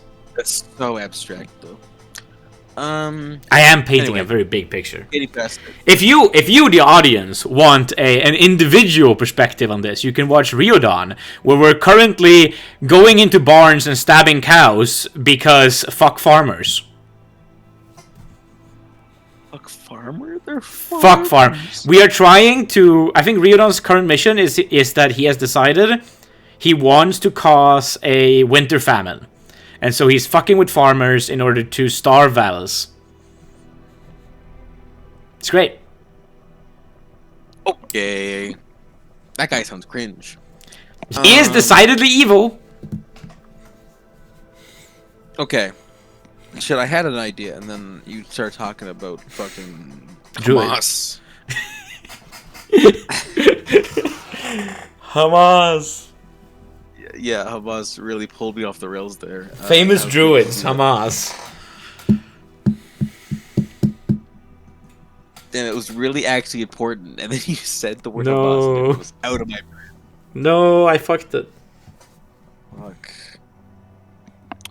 Like my map. Heart of Sunset. I'm trying. Oh, I was gonna say Samuel, Mm-hmm. ideologically, like he sees this like religious ideological battle happening between Mm-hmm. the churches and the druids, and he's like, this is all horseshit. Mm-hmm. There's the only ideology Samuel has is innocent people getting hurt is bad, and if Yes. you do that, you're bad. Yes. And in this whole situation, tons of people get hurt who are innocent. Yeah. So he's like, both of these sides doing persecution for no reason are cringe and stupid. Mm. Like, if they want to be heretics, that's their problem. They'll die in hell. Like, that. Why is that? Why do we have to deal with that? Right. That's kind of his vibe.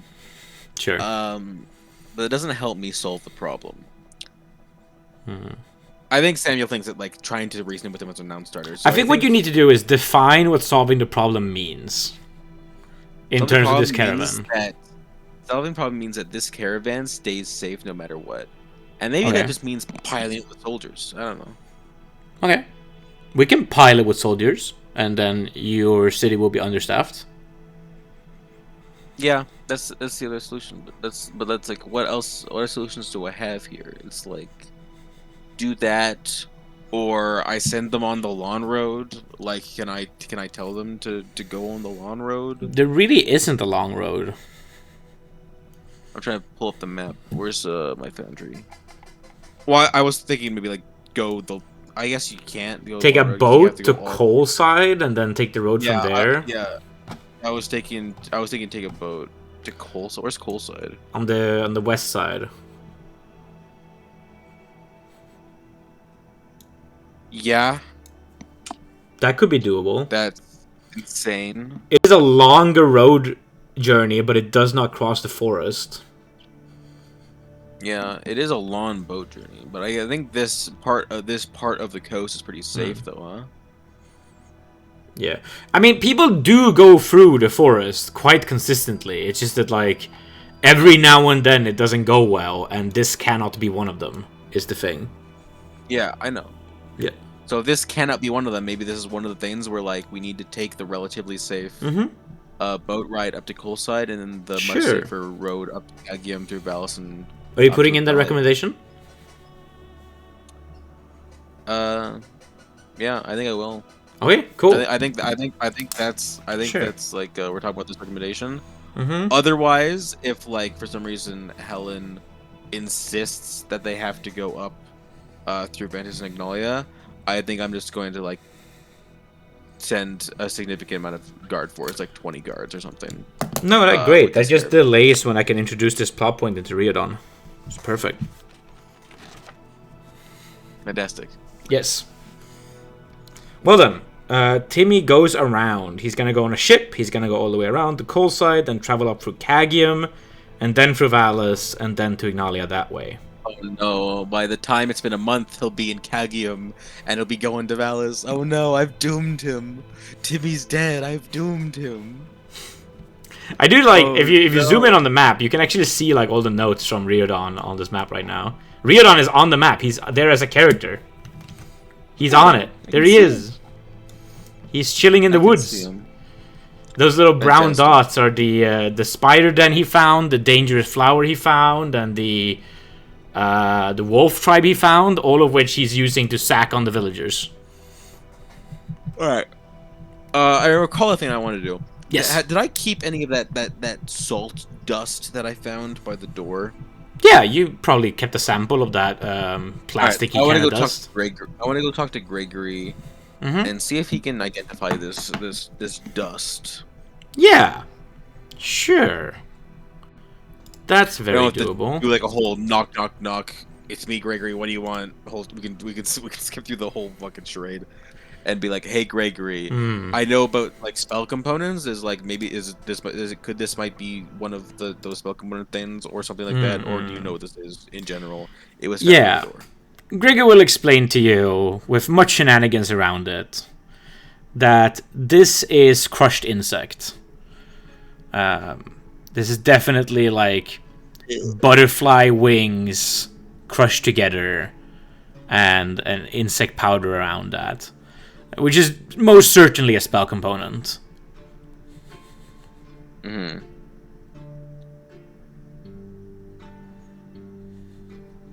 And that's a spell component for this arcane lock spell. He thinks for a moment. Well, I don't cast Wizard Lock. Nor Knock, unfortunately, the spell to solve this. Knock is a spell I requisitioned. But no, I don't think this is a component for either of them. Not that I know of, I've had to look to the books. Do you have the... Do you have access to Wizard Lock? Could you check? I do not cast Wizard Lock, but he goes out to the library.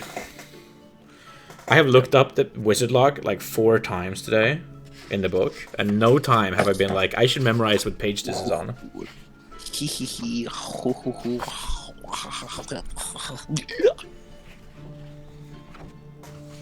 I like making stupid fucking noises. You do like making stupid fucking noises. It's your favorite thing. I've started. There's Magic Mouth, there's today, Knock. Yeah? I was at a fighting game tournament. I noticed today that when I'm frustrated, I have recently started making horse noises. When something stupid happens in game or when I fuck up, and I don't know why this happened or why I started doing this, but it's been happening for like 2 weeks, and I'm like, I don't know what I'm doing. Wizard Lock is a spell that does not require any material components at all. It is a verbal somatic spell. Interesting. In that case, I'll ask Gregory to speculate here. In that case, why would this spell component be on the door? Did you leave this behind during your attempts to unlock the door? I do not. I have not left any crushed butterfly wings behind. I don't even know what spell that's for. Can I have it? It'd be interesting to look at. Sure. So I have like a little vial, I assume, with just Yeah. this stuff. You can tell that he's definitely more interested in this conversation. You're bringing him things that benefit him, you know, and that makes him happy. Now you're coming with spell components that he can study. You came with information about something he was curious about. He's much happier on these topics than he was with, like, helping you with a magic mouth spell. Stupid bullshit. Yeah. Yeah, so listen, if you find out what component... what spell this is a component for, please let me know. Mm-hmm. Could help find out who did this. Yeah, he'll study that. Might not come back right away, but he'll give it a study. Yeah. And I think this is a lesson Samuel's learning. Because sometimes you just need to be patient. You can't just keep one-mindedly going after one thing all day. You're the guard captain now. You need to spread yourself a little bit. Sometimes you just need to wait. And that is a great thing, because despite the fact, because it's getting late now, we've spent most of this day studying this conundrum of this door and thinking a little bit about Timmy's journey, which you've delayed substantially. Yeah. And so I'm going to spend the rest of the day going and doing my patrols as usual. Right. What I'm saying is that we're pretty much at the end of the day, and it's at the end of the day that you get a report. Pinna shows up. I'm pronouncing it like the game now too. When I named her, I thought Pinna, but now it's Pinna because of you. Pinna shows up, and she is aghast a little bit, and she looks around and she goes, the broom, it's been put back.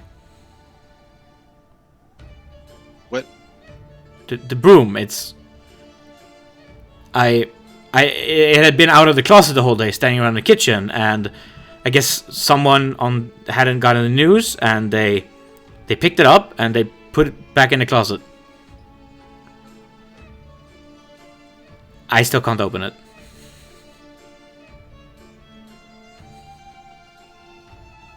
I never tried opening the door. No, you did. I did? Yeah, I have a note that you failed to open the door. Okay. I remember saying it as well. You didn't. You couldn't open it.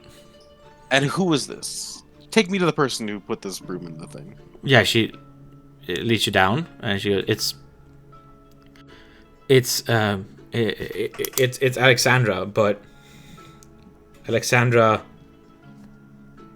doesn't know. I don't think she knew that the door was off limits today. That's fine. I just want to see if she can still open it. Right, you come down. Alexandra's there. She's cooking. Yeah. 1 second. Captain, you're here. Are you here to bum off some sausages? No. I need you to come with me, Alexandra. Sorry. Right. Now, why don't you handle takeover for Alexandra here? Okay, I'll make sausages. Alexandra comes with you. What is this all about, Captain? Why don't you show me to the broom closet? It's something I'm investigating. The broom closet. You see a sense of relief in her. But yeah, absolutely. Sure. She goes over to the broom closet, opens it up. Anything you want to see in here?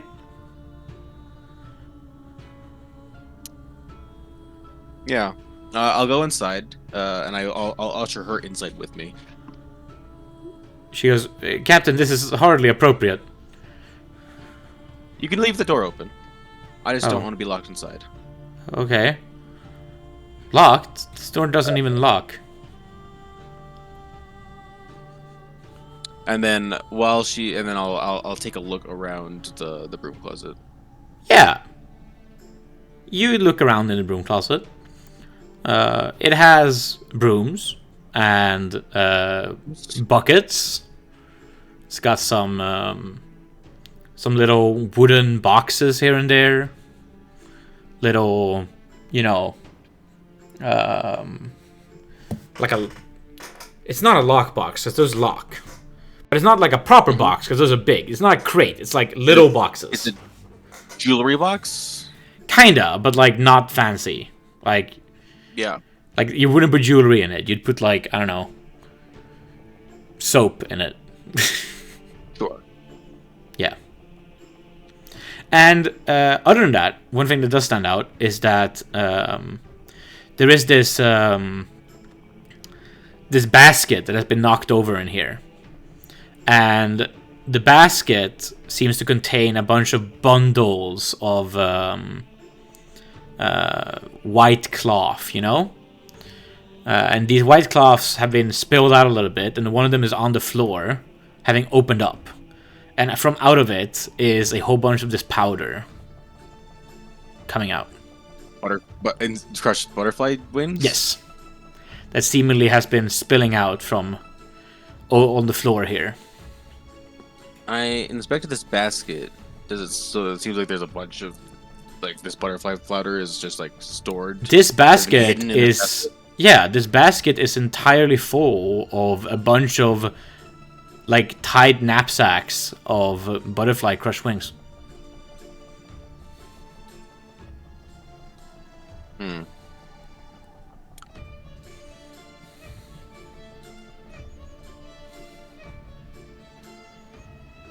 Alexandra, why don't you help me clear everything out of this closet? Sure, I can do that. And she starts moving things out. I want everything into the hall. Yeah. And while we're moving things into the hall, I'm expecting everything, any other baskets, any other things that might store anything else. I want to know if there's... obviously, I found crushed butterfly wings, but I want to know if there's any other components in here. Someone's been using this storage closet for maybe several spell components. You look around. Just this one. Yeah, you look around, and once you've successfully feel like I have emptied this room entirely, there is no other weird substance in here. And once I empty the room entirely, it should be easier to check if there's no false Nope. cabinets or anything like that. No. Nope. What stands out to you about this basket I'll is that it's definitely when I say basket, I don't mean a tall closed basket. It's a pretty low one like this. It's a little bit more bowl shaped than normal basket shaped. Sure. I'll close the door and I'll try to open it. You cannot. I'm gonna put the butterfly stuff back into this basket. I'm gonna pull this basket, put this basket aside, and I'll say, I'll put it on my notepad, and I'm gonna say, can you describe Alexandra for me? Alexandra is a young girl who has been, well, I guess she has long brown hair. She's pretty stocky. Definitely a sizable woman of high constitution. Mm-hmm. Anything else you want to know? No, that's fine. Can you describe Pinna for me? Pinna is also a younger girl who is on the frailer side. Mm-hmm. Hair color? Almost white, as pale as possible. I've stolen your saturation checks. Eye color? Yep. Dark brown. As dark as possible. You've never seen darker eyes. It's a weird combination, but dice have opinions sometimes. Alexandra's eye color? Green.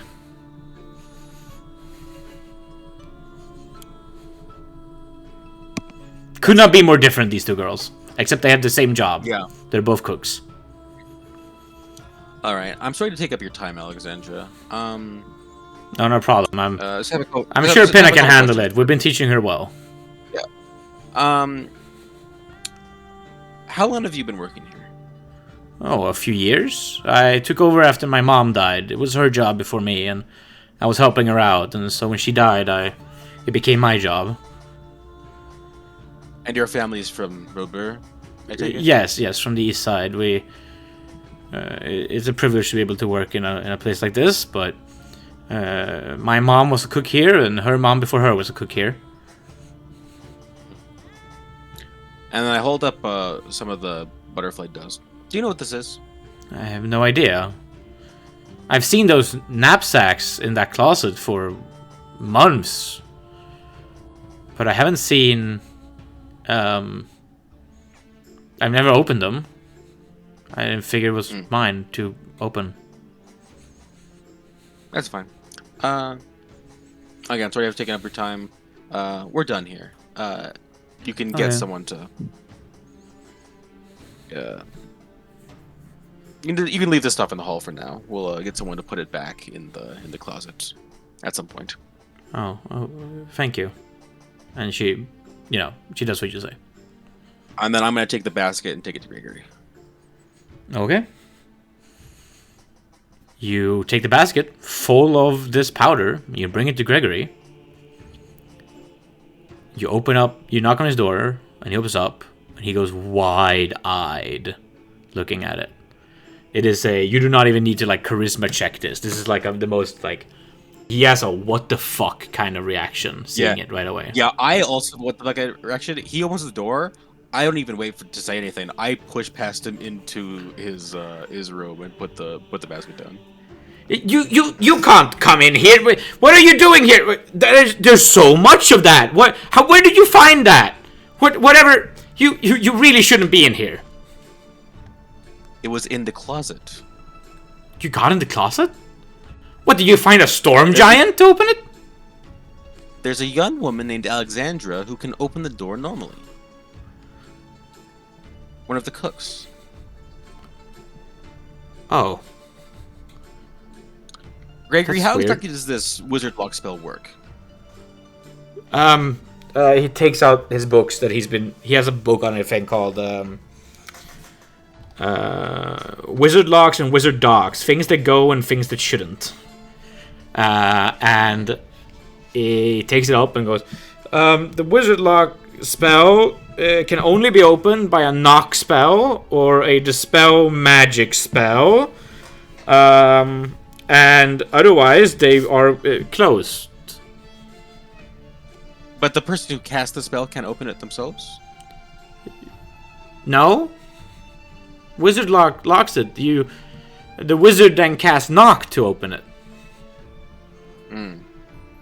It's a different spell. It's So the one I'm it must be safe to requisitioning. say. So it must be safe to say that this spell on this door isn't wizard lock then.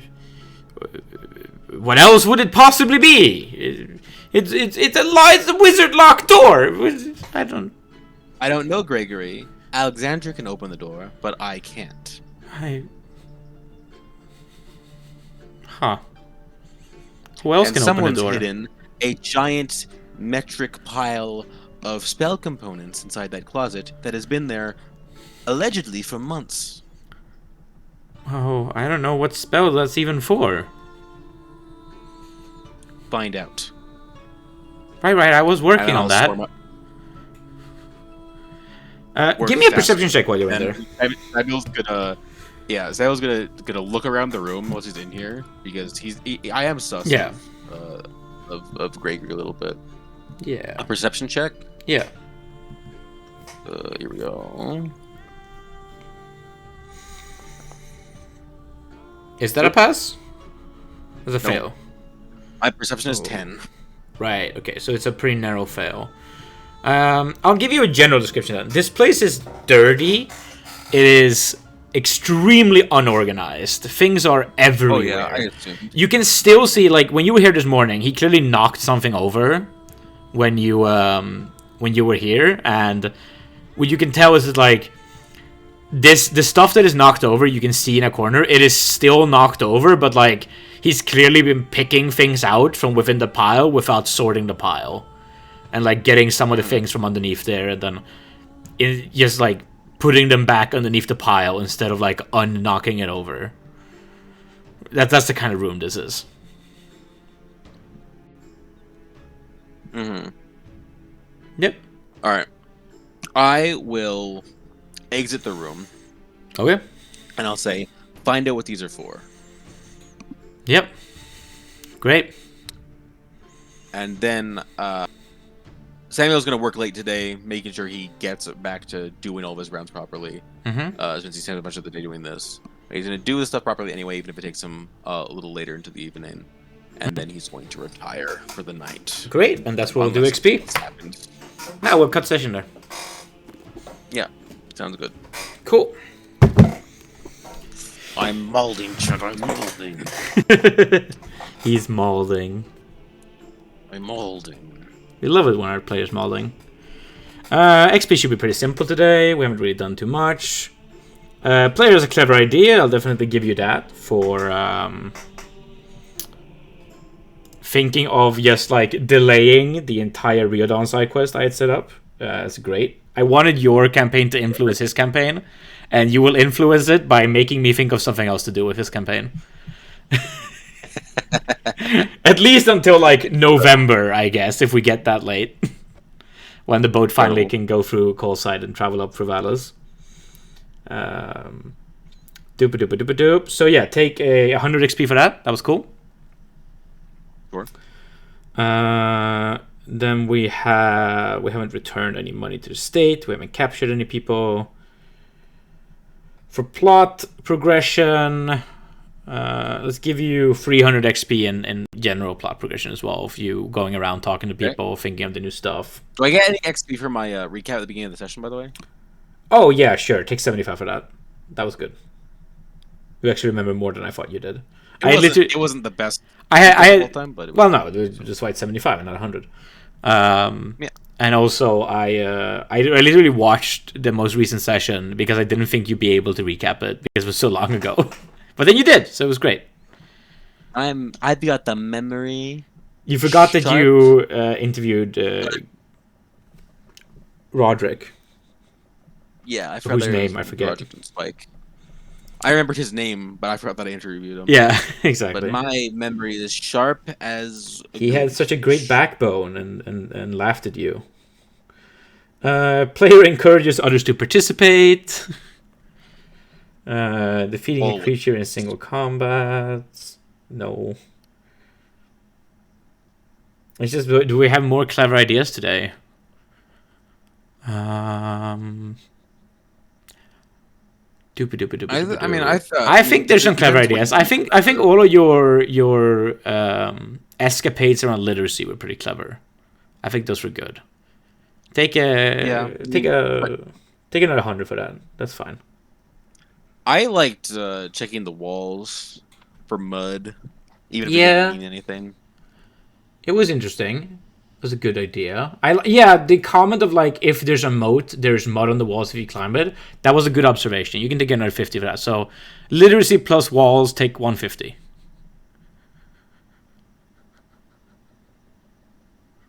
And that should be XP. Cool. Cool.